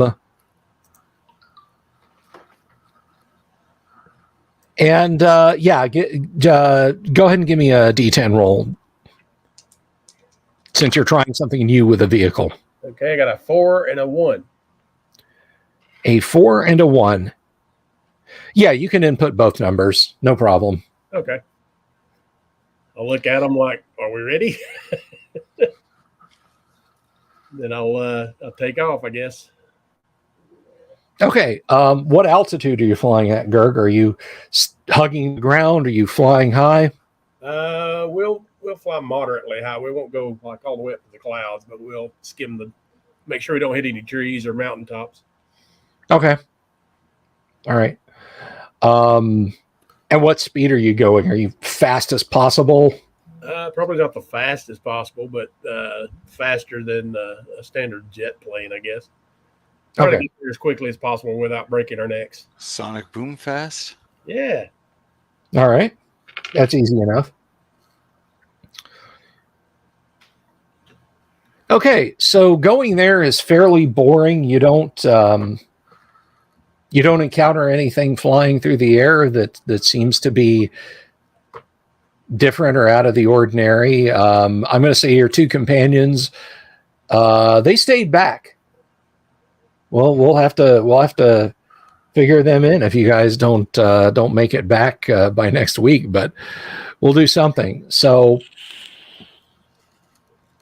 you're zooming right along. I don't know if you're playing chess or trying to figure out the entertainment center, but you do notice as you fly along, and Gerg, you know enough about the systems that some of the places you're approaching, like, you look out through your monitors and there's a city of the ancients. It seems to be perfectly intact. There are ancient ribbons of road and so on and etc., just slightly crumbled with time, not with damage, not with a blast. But as you approach it, like, it's kind of to the left on your flight path there. As you're watching it go by, your radiation warning sensors go crazy. They bump it a little to the right then. Yeah. Yeah. Whatever happened to that city of the ancients? Oh, I bet you there's all sorts of cool stuff in there. It didn't. Yeah, exactly. Hey, let's land and let Milo out. Get all the radiation in the back. Get all the rats for more mutations. Is there a way to mark this on our charts or anything as we're going by? Can we put like a marker on the computer chart or whatever? You don't really have a moving map display. You'd have to put it on your. Okay. But yeah, I mean, as far as whatever did whatever to make that an uninhabitable place, it left all the buildings standing. It's just horrifically radioactive there. You continue to fly along. Occasionally, you'll see networks of what could have been roads, and smack dab in the middle are giant craters, long stretches of desert. Damien asks, can mutations include psionic powers? Yes, they can. In fact, we have a player, Gerg, has telepathy. He can communicate with his fellows verbally just by saying Gerg. but he can project his thoughts telepathically to anyone else in the party, or anyone he wishes to in general. So some time passes, and let's see. At the front window or the monitor to make sure we're not flying towards this smoking crater. Yeah. You are not flying towards a smoking crater. James, give me, let's see. Roll a d20 for Gerg. Come on, James. Got a 12. You got a 12. Okay. You notice there's this little position indicator where occasionally a green ring will start in the middle and go out from that. And you've noticed, like, if you're close to the ground, mountains and things like that appear as little collections of dots. There is something coming from almost your direct front very quickly. But on the air brakes. Basic maneuvers. Yeah. Try to avoid it. Okay.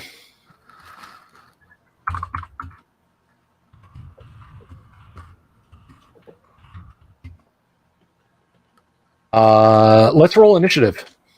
Oh boy. 3. Okay, so you start to throw the ship into a series of wild maneuvers. You can see it now. There's a faint trail of smoke behind it. It appears to have arced up from somewhere and is now arcing straight down towards you. Let's see. Does it look like a big tree trunk? It does look like a big tree trunk with lots of fire on the bottom of it.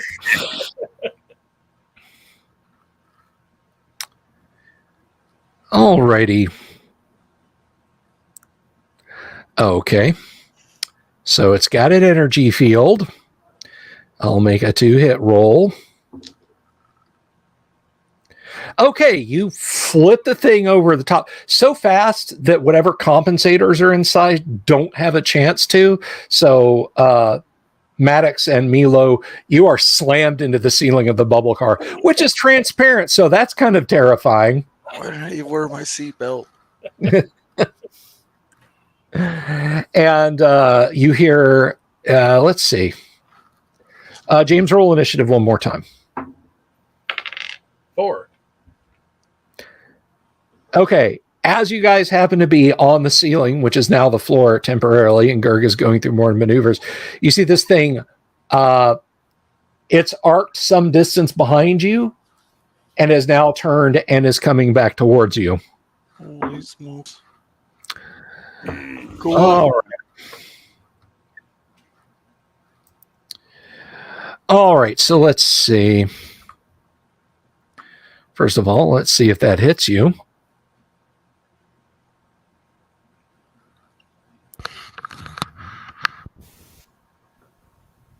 Yeah, Gerg, you just glance over at a monitor, and there's a little readout on the bottom of the monitor that says objects on camera may appear closer than they are. And this shape has almost filled the little rear view monitor. Yeah. And I'll treat that as that. And it's right about before you start to throw it into a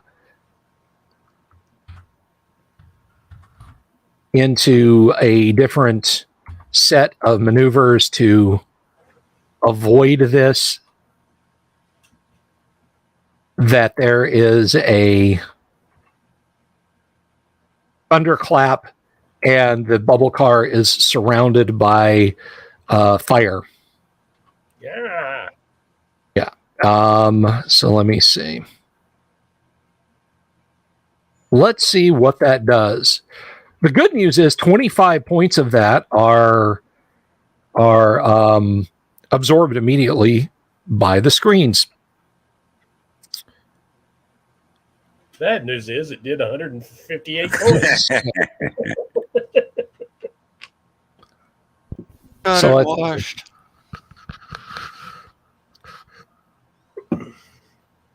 Let's see. Shall we call it a fission bomb? 200 points of damage to all targets? No. I'm not even going to be able to use my slug thrower. Knew I should have stayed in bed this morning. For sure. It's a Trek bomb.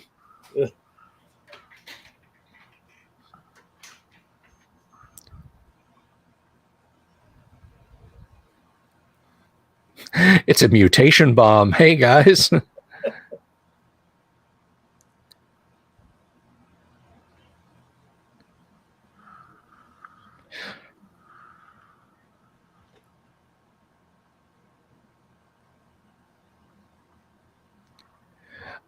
So we're going to go ahead and equate that. That is, we're going to treat that like a small damage pack because, you know, it's a nice high explosive filler warhead there. And you can see others, like you can see trails of smoke that don't go up nearly as high as that one and kind of arc off in other directions. So there may have been a cloud of these things launched at you, but only one got to you.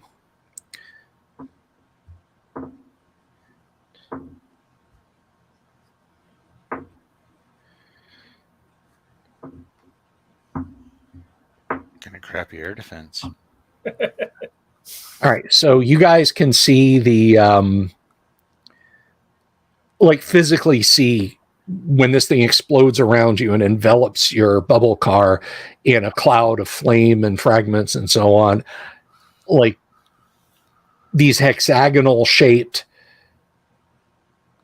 small, well, they're not really panels because they don't exist, but areas just outside the surface of this thing kind of flicker and fade as they deflect whatever the explosive is. So Gurk, you're able to keep it in the air. Give me a D10 roll there. Well, no, what do you wish to do? I want to nosedive towards the deck and try to get as low as possible. Get under any targeting that they've got. Okay. Roll initiative, please. A little explosion is still good. Got a 2. Right, 2. Yeah. Okay. You notice now that all of your displays and readouts have changed completely in the car. There's still the data is on some of them, but now it seems to be just some completely different orientation of screens. And as you're watching your altitude drop as your nose down, there's one screen that catches your eye that's kind of just off to your right. Missile lock warning is illuminated on the screen, and it winks off and on for what seems like a distressingly long amount of time, but it's probably only a few minutes. And when you reach, how far down do you want to go? I don't know. Maybe Till that stops. before we hit the ground, I'd like to pull up. Probably about 100, 200 feet off the ground, maybe 300. I don't want to get too close, but I don't want to get too far up to where they can still see us easily. Okay, so at about 100 feet, you pull it out of the dive, and that eventually goes off. Okay, I look back at everybody. I kind of pull us to a hover if I can. Yeah, that's no problem. Okay, I'm gonna look back at everybody and see if anybody's hurt or anything after they got thrown around. Pull I myself think- off the glass. Ugh. I'm assuming Gerg righted the. Yeah. Okay, so yeah, you guys are on the floorboard now, but you are not injured. Nice flying, Ace. Sit in my chair and put that buckled belt thingy on. Yeah, I point for the other one as well. All right, and Doomsword Maddox notices to the left, actually to the left and right, even though the transparent panels of the dome of the bubble car have dimmed considerably, to the left and to the right, you can see the jagged remains of some kind of wall extending a couple kilometers in each direction. Well, holy shit, guys, I recognize something. Look over there. Gerg will take a look and see what we can see. Yeah, it looks like some structure of the entrance. There's just a big section of wall with chunks missing directly in front of you. Obviously, there is no wall, or you would have immediately noticed that. But it kind of reminds you, the way it's constructed, of some of the things you have seen back at Progress.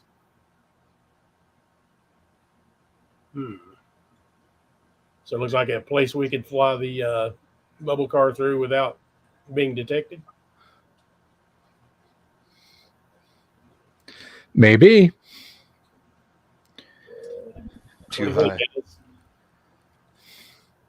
Stay nice and low so we don't get targeted again. Okay. Guess we'll try to find an opening or where a chunk's been blown out of it or whatever, where we can slip over the wall. Or at Well, least, again, right in front of you, there's no wall. oh, okay. So it's just a Yeah. barrier of some sort then.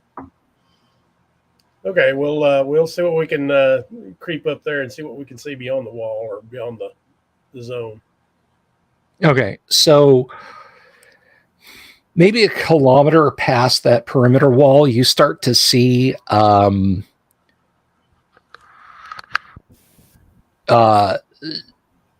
the rusted, twisted shapes. Whatever it was, you can't identify it. There are lumps of sand, lumps of concrete and metal that stick barely a half a meter above the sand. There are some that are up 10, 15 meters. But you do notice by the bubble car's navigation system, you are pretty close to whatever this place you had input is. What's the radiation meter look like when we're looking in that direction?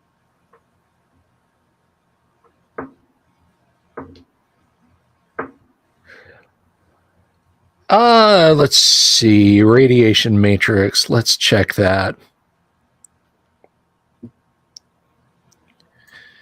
It's 3.6. Not great, but not terrible.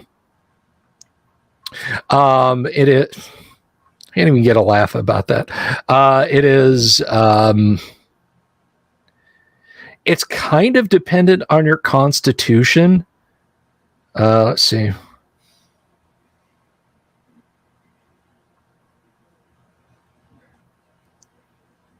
Greg's got a 16.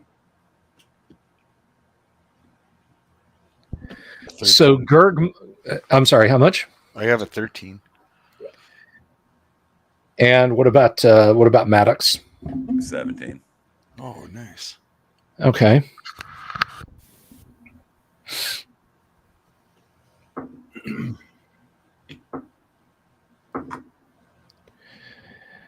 It's kind of strong. I'm not going to lie. It is kind of strong. I mean, your shields and obviously the hull of your bubble car are protecting you right now. But yeah, it is a little on the strong side. Who all has like a power suit or whatever? Do their suits have radiation protection or? Is What that kind of plastic? armor? So plastic armor. Let's see. You guys have got. It is unpowered. I So have powered alloy plate. powered alloy plate. Yeah, I'm going to say that the powered alloy plate does. Let me see. Just make sure I'm not speaking out of turn here. I think I gave Maddox some plastic last time. That's correct. Yeah, that's what I got.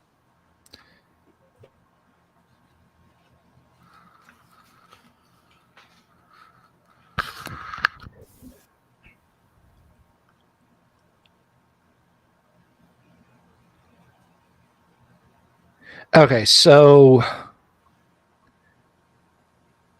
they don't.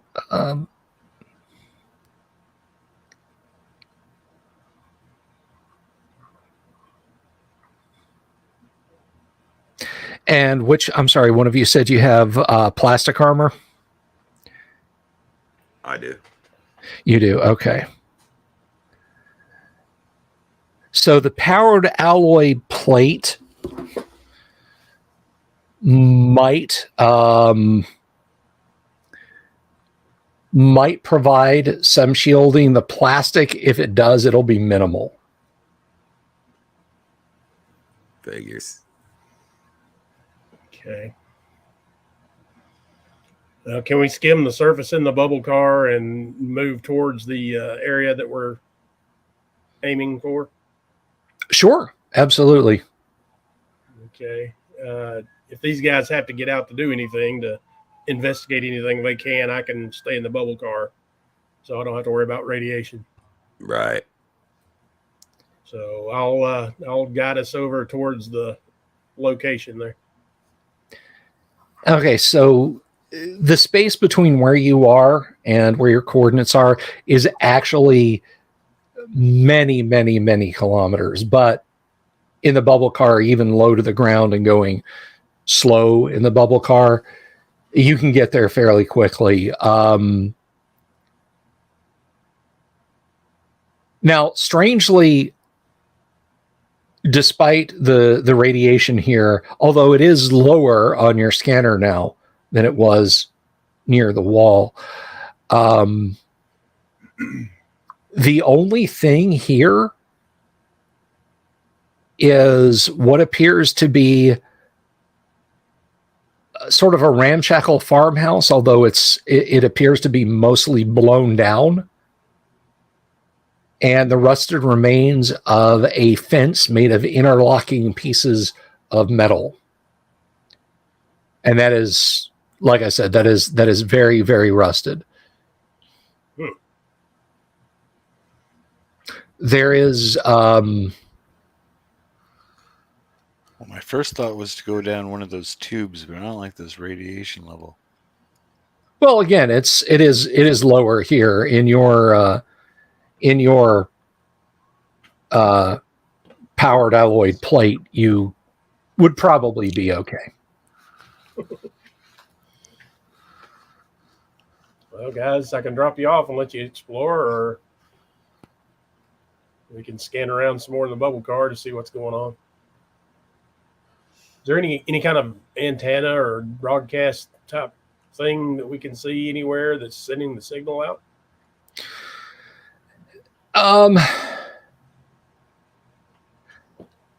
There is what looks like a lattice worked triangular metal structure, but it is lying flat on the ground, like it was knocked over. You guys want to check that hut or whatever out? That Aye. Maybe there's some sort of a tunnel or something. Okay, I'll sit down next to that. Okay. Let these guys out. If I grow a third arm, cut it off. What? Third arms are the best. You can scratch your butt and use the remote and drink a coffee. Yeah, it depends on where it grows from.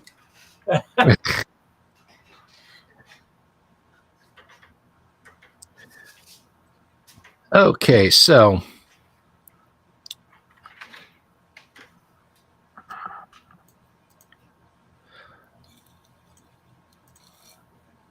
All right, so exiting the vehicle. So you're Constitution 17, right? I am. Yes. Okay. Your plastic plate does not stop all the rads. You do absorb 2 points of rad damage. Okay. You can feel your skin kind of prickling like you're standing in the hot sun. Very faint metallic taste to the air. It's a little distressing. There is nothing near the lattice, the knocked over lattice work tower, but you can see there's no plants here. There's like, well, at least none living. There's stands of dry grass here and again. You see maybe 100 meters away, close to the farmhouse or whatever it is, what look like cellar doors, kind of slightly angled next to the structure. You see that, Milo? I see it.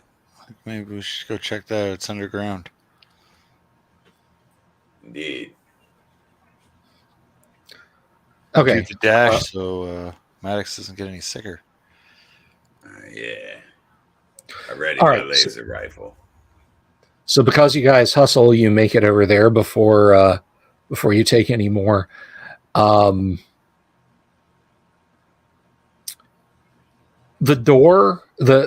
doors are surprisingly, again, this looks like a farm, some kind of farmhouse. The doors are actually made of sheets of metal, and they have a handle on each side. That is, there's two of them, and in the middle where they come together, there's a handle. I should better describe. Go on one on each side and pull it open. Okay. Here, let's do a standard open doors. Or one should open, the other guy should have a weapon pointed down there. All right, it takes you a couple of yanks. What is your physical strength? I'm a weakling, even though I went up by 1. Mine's 8. Oh, yeah, no, it's not budging. All right, seeing him struggle with it, I'll have to Even leave. went up by 1 on it. All right. I have a 16.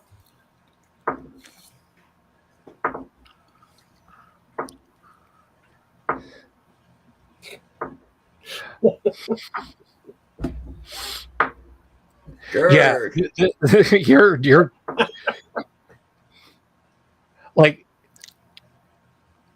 you finally, like, you're tugging and pounding, and this thing is like moving centimeters at a time, and you finally manage to pull it open.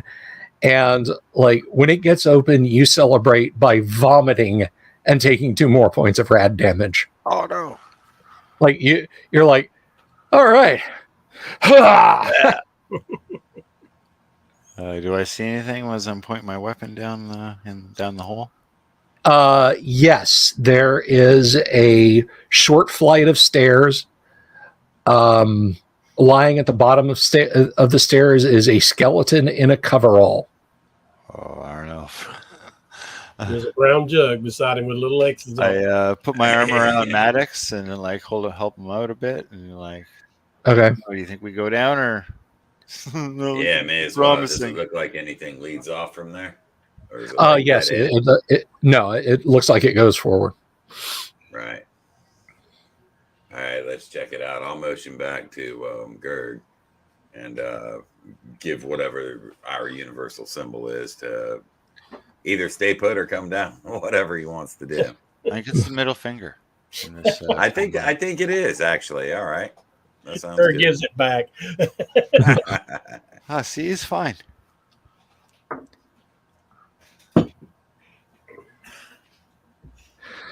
Oh, wow. Okay.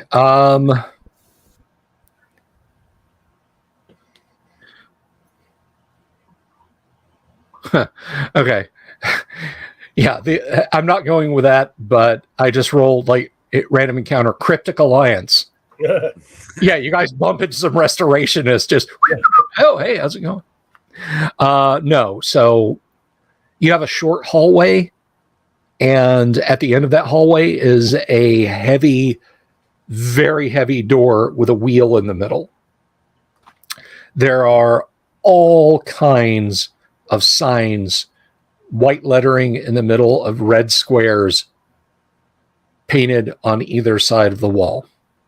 The skeleton lying at the bottom of the stairs is sort of leaning against the wall, and above where its hand is resting, there is a panel that has a white square stud in the middle of it, and above that, also it's part of the panel, is a circular grid of fine mesh. Anything on the corpse? Yeah, examining him, or it, there are dry rotted boots and cloth. You can barely faintly make out what look like stylized white or silver wings of some kind. Blurred out to the point you can't read it is something on the left breast. There's the tattered remains of a cloth hat. Again, just dry rotted. They crumble away to nothing when you touch them or try to move them. And there is also it's yellowed but not faded. There is a plastic card clipped to the belt of the clothes of whoever this person was. Can I take that pen or whatever he had? The card? Yes. Yeah, and he had some pen of wings or something like that. Oh no, it's not a it's right. a pin. It's actually sewn onto the Gotcha. onto the clothes this person was wearing. All right, I suppose we'll snag that card. I look over behind me. I'm like, give me a hand with this. I'm like struggling to turn that dial on the door. All right, I'll move over. Oh, okay. I probably can't even do it with the 8, unless it's like a well-oiled machine. What's Gerg doing in the cockpit right now, James? He's just keeping an eye on all the gauges and making sure nothing's sneaking up on us or shooting at us. Or Okay. Can he move any closer to that hatch in the bubble car, or is it? Oh yeah, no, you could slide the bubble car over. You could set the bubble car down on top of it if you wanted to. Okay, yeah, I'll park it next to it to where I can get the ramp open for them in case they need to hurry up and get back in. Okay. Which is likely.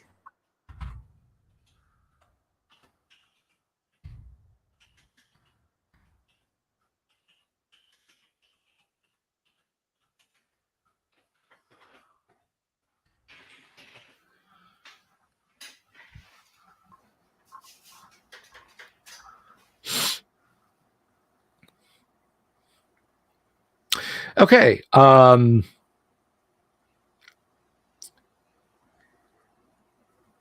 So let's see. So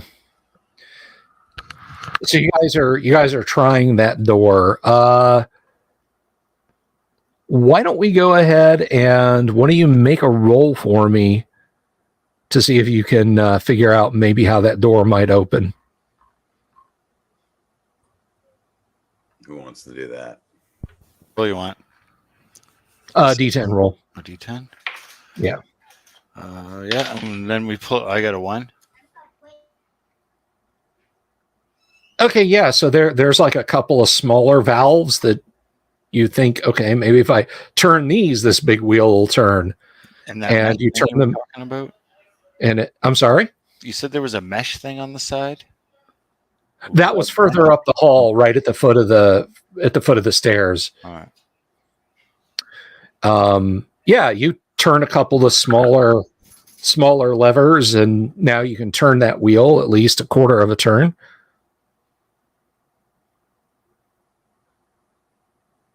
Well done. Keep at it.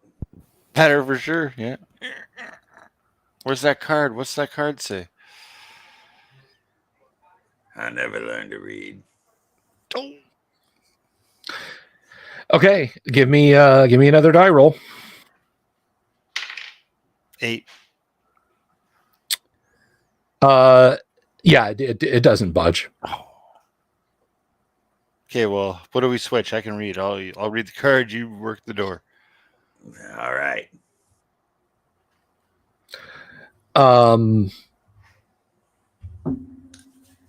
There is a faded picture of a dark-skinned woman with a faint smile on her face. Smith, Joanna, a whole bunch of numbers and letters next to them, and underneath that,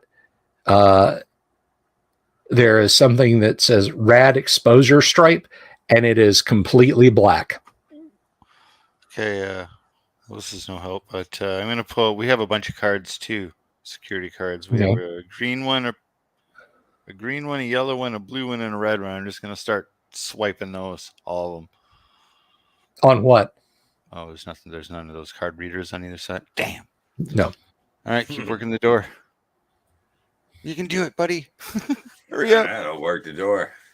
All right, give me a die roll. That's a 4. Yeah, doesn't budge. Oh no. Keep rolling die. How about a 10? Nope. You're like moving the wheel a quarter of a turn this way, move it a quarter of a turn that way. That is all the change you can affect right now. I mean, you can keep irritating as hell.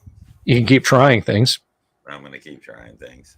All right. And hopefully apply some intelligence to it. I got an 8. Uh-oh. Another 8. Nope. All right. We got to get out of here. Back to the bubble car. We got to run back to the bubble car. I got We're a 2 gonna this die out time. Oh, okay. So you're like, hang on a second. What you thought was just part of the door structure, you realize is a separate lever. You pull that, and now the wheel turns a lot more freely past the quarter turn mark. All right, I think I got something here. I suppose I'll continue. Fingers crossed. Try. This is a 5. Okay, it's really hard. It's not budging much past the extra amount you got it to turn, but you can try again. I must have had to turn this the other way. A 3. Okay, yeah, you turn it the other way and it breaks loose and the door swings out and you jump to the side to avoid being crushed. There is a very small space, just enough room for one person to stand. Your character wouldn't know what this is, but just to give you an idea, it's about the size of a phone booth space. Perfect. Opposite of the door you just opened. You've seen these kind of things before. It looks like the doors that slide open when you step into one of the elevating chambers. And there is just a single button there and a slot underneath it. Milo. You go first. Yeah, but maybe one of these cards would be useful. I'll pass them over to him. Okay. Well, you're going to die in the radiation. I can handle it out here. Come on, man. All right, I'll try, I don't know, a green one. All right. There's a faint buzz and the light sort of flickers on and then goes red, yellow, and then green, and the doors slowly grind open. It is dark and smells of machine oil in the space beyond. But it doesn't smell like that burning acrid that you were saying we smelled? No. I say we go. Yeah, good thing I drink machine oil for breakfast. Scoot through and shut the door quick. Yep.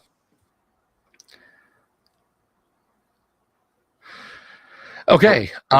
There's just one button on this side of the door also. Lying on the floor, now that you step in, there is what looks like a, you're not sure if it's a rope or what. It seems black, and it's coiled very evenly but loosely, and at the end of it is sort of a bone-shaped object that's faintly curved that looks like it might just fit in the palm of your hand. And it appears to have fallen out of some kind of panel just underneath where the button is located. Like there's a little door that's open and it's lying on the floor. Does it look like it has like a hook or something that I can hang it on? Yes. All right, I'll go ahead and do that. All right. Man, I want to push that button. Push the button. All right. There is a there's a grinding sound. The doors slide shut. Like one side finishes before the other, and it kind of slowly slides and thuds. And this tiny, look, you guys are standing way closer to each other than you really ever wanted to, and the armor's not helping. Like you imagine this was not made for armored individuals. Suck it in. The lights, there's some kind of artificial lighting in here. It dims noticeably, and this thing sort of descends in fits and starts. You can feel it dropping, and then eventually it stops after maybe 30 seconds, and the door grinds open equally slowly. You are looking into a please don't say barrel of again. No. There is actually it is a booth like the one from up above, and there is a slot and a button. Well, your turn. I hit the button. There's a click and a buzz. This is a little bit more responsive than before. You push the button, click. Nothing, or we go up or down. Oh, nothing. Just you said you push the button in the little metal cubicle beyond the one you're standing in. Mm-hmm. There's the button, and then there's the slot underneath it. And you just push the button, and nothing comes out of the slot. Damn. No, nothing comes out of the slot. How about something go into the slot?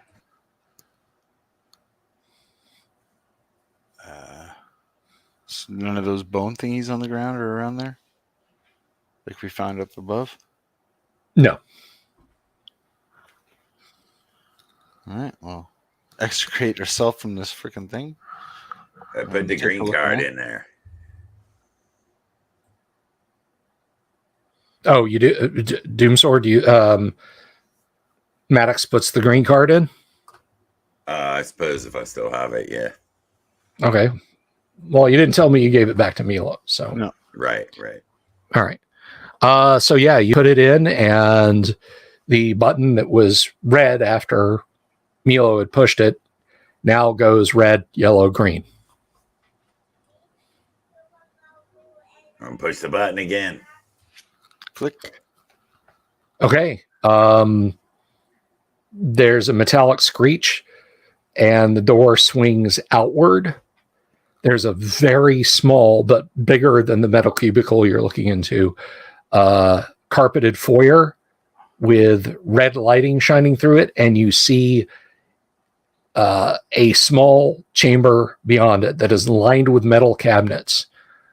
There are two very large chairs and figures seated at them, slumped over the metal cabinets. There are all kinds of screens and switches and buttons and key boxes and you name it in here. Well, let's go take a look, I guess, eh? Yeah, I want to rifle through these cabinets. Okay. So this chamber is about 30 feet long and maybe 15 feet wide.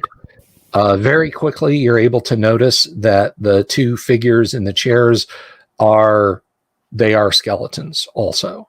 They are wearing the remains of the garments like the individual that you found up above. However, one very notable thing is that one of them has what appears to be some kind of weapon clutched in its bony hand, and there's a rather significant hole in the skull. And the other one, you can't see what may have become of it. So there's two skeletons. Are they holding anything in their hands other than the one that I just described? No, you don't see anything. a key or something? No, but you do notice that there are, like, these metal cabinets are very complicated. Most of them are silent and dark, but a few of them still have lights that are on. There is what appears to be a row of switches that are all in one position, except for the last two. The ones that are in the up position are the lights underneath the switches are blue. The two at the end that are in the down position, the lights are green. Above each one of those banks of switches on the metal cabinets is what looks like a large brass key that has been inserted into a metal delta shape, perhaps a little bit bigger than a domar. All right. Does it appear to be possible to flip those switches? Say, take all the ones that are blue and flip them off to turn them green, or on to turn them green. Don't you think the green ones are the ones that are active? Yeah, but I think there were two green ones and then the rest were blue, right? Yes, we should switch the green ones back to blue, no? We could, unless we want to active everything and hopefully open the door.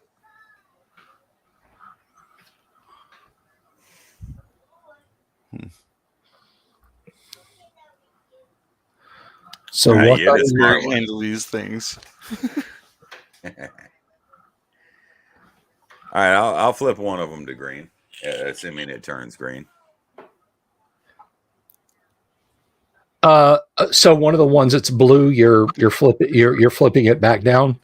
Yes, sir. It stays in the up position. It appears to be frozen in the up position.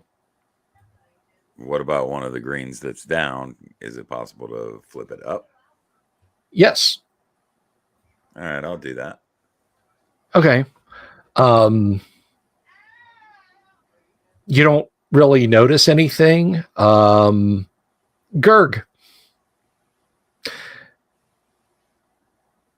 As you're sitting there, you can see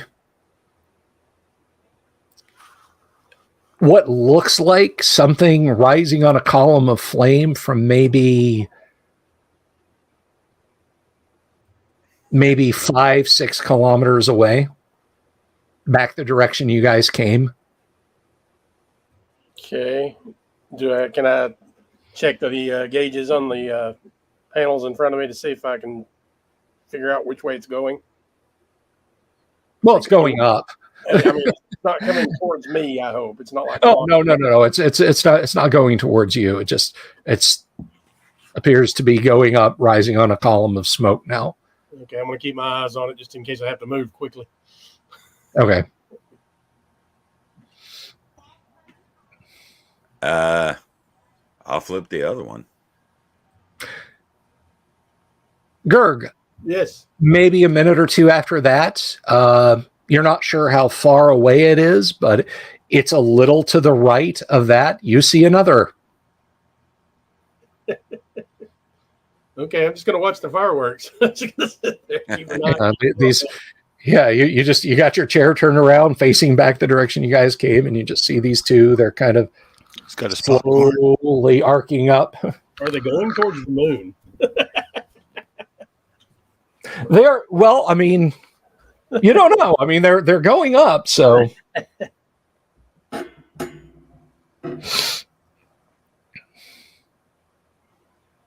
So nothing out of the ordinary inside here. Yeah, no, the lights turn blue.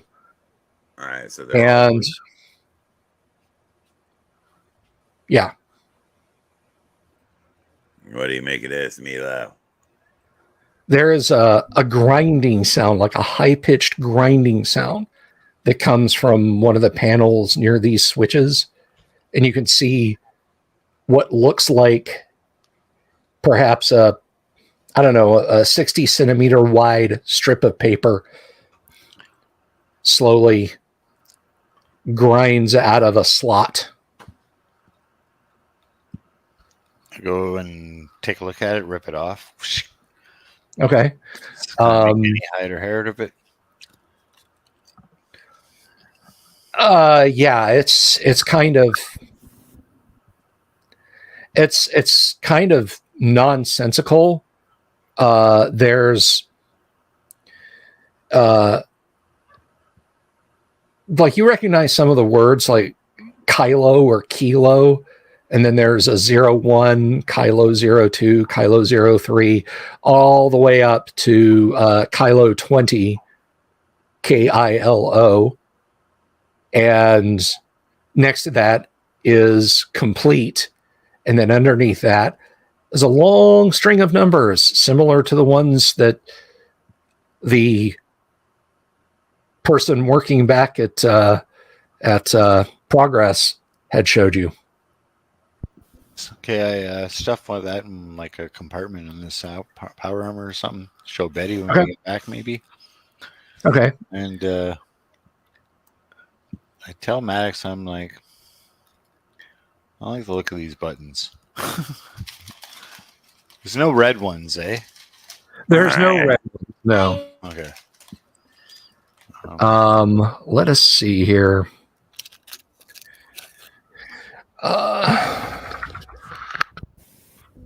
I just want to take a quick gander. Are you guys going to search? You guys going to search around this room at all? That's the hope, I think. Okay.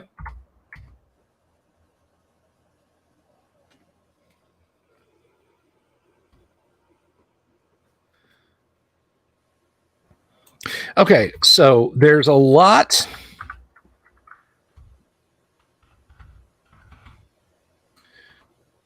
From the table here, there's a lot of odds and ends lying around here. There's a couple of actually just to the left of this rather somber tableau of these people, whoever they were. Here, there's a couple of beds that are folded out of the wall. And strangely enough, there are brightly colored pictures of seaside scenes. And one of them has you're not sure if it's a book of the ancients or something, but there's stylized letters on the front. It says, Rolling Stone, and there's a group of very attractive people holding what you presume are weapons or possibly musical instruments on the cover. Any power cords we can pull? Let's see. I mean, you see a few cables here and again.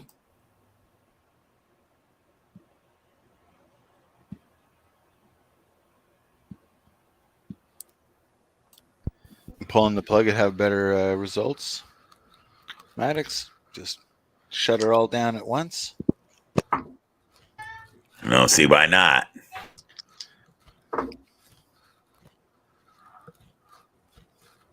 Okay, yeah, you yank on a few cables and they are staying put. They are not budging out of the walls when you yank on them. Where's an axe when you need one? Start looking around on the walls.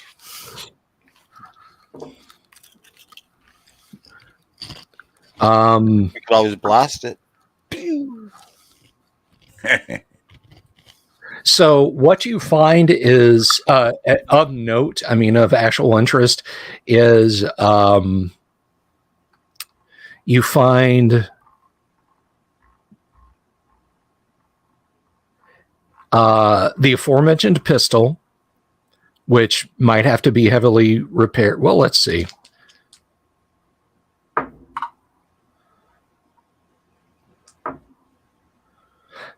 No, actually, kind of cleaning the dust off the pistol, it seems to be in fairly good order. And then in a box, like mounted to the wall, there's a box mounted on the wall that says NVG, security use only.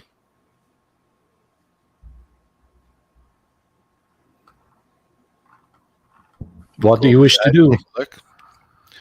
Wave Maddox over. He's got the security cards. Maybe something in Oh, there. the box is just clicked shut. I mean, you could open it if you wanted. All right, take a look. Okay, there's a set of bulbous goggles with various switches and dials on the sides.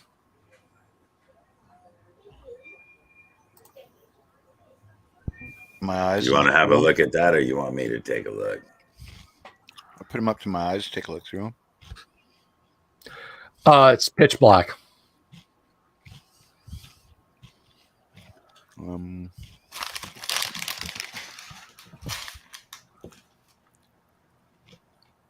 Yeah, I'll just pass them over to Maddox to take a look at. Sure, I'll see if I can figure out anything about these. Give me a D10 roll. 9. Yeah, you don't immediately understand what you're supposed to do with those. You hold them up to your face and nothing happens. All right, I'll fool around with it for a moment, looking it over for I'll keep looking around. interesting knobs and stuff. Okay, give me another roll. Anything that says on off on it? I got a 3. Okay, yeah, you actually push up on a ridged stud, and you can now see through them.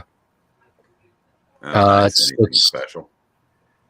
Not immediately, no, but there are other buttons and switches and knobs, very tiny ones on the sides. But I feel like I'll probably try to ham fist those a little bit. All right, give me a roll. Mash and stuff. That's a 6. Yeah, you don't really get it to change. All right, I'll try the other one. And that's a 6 as well. No. How about the third one? Okay. That's a 5. Okay, everything blinks for a second and then slowly fades in. Everything has a green tinge to it. Milo standing there in his alloy plate is standing out stark bright white. Like he is shining like a torch there in the dim light of this underground chamber that you're in. If I look around at some other things that might resemble, some properties of his suit or whatever, do I get a similar experience? Like, say, look at the chairs that were there, or anything that seems to have any power. Chairs seem to have just the kind of greenish background color, but if you look at the panels that still have power, they are brighter. They're not as bright as Milo and his power armor, but they're brighter than everything around them. Interesting. I say we show this to Gerg when we get back topside. And there are still a couple of options you can attempt with that. Any buttons with a clear on-off sign on them? I'm going to shut as many of those off as I can. Actually not. No. Things are labeled very cryptically here. Do you want to start rolling on the big chart? Not touching anything else. Okay. There's nothing red. He clicked the 2 green ones back to blue. Right? Yes, he clicked the 2 green ones Yeah. and they went to blue.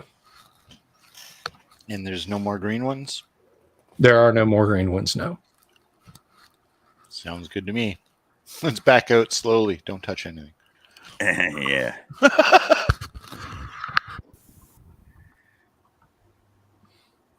Yeah, I suppose we'll go up and see Gerg. Assuming we can make it back up the platforms and stuff. To run, man. You lost 4 points getting here. Yeah.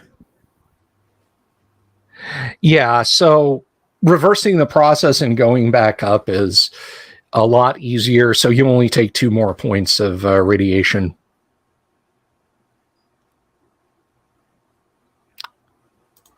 But that is, I don't think that's enough to mutate you yet. Barf, do it before you go on the ship. Yeah. Well, we'll check in the interim, and I'll let you know. But you get back to the ship, and you don't immediately start growing anything unnatural. You guys notice when you get outside, there's a couple of vertical white clouds that are kind of broken up in the breeze that seem nearby. They weren't there before. Yeah, but they're in the opposite direction of our place, eh? I didn't say that. Darn. Home.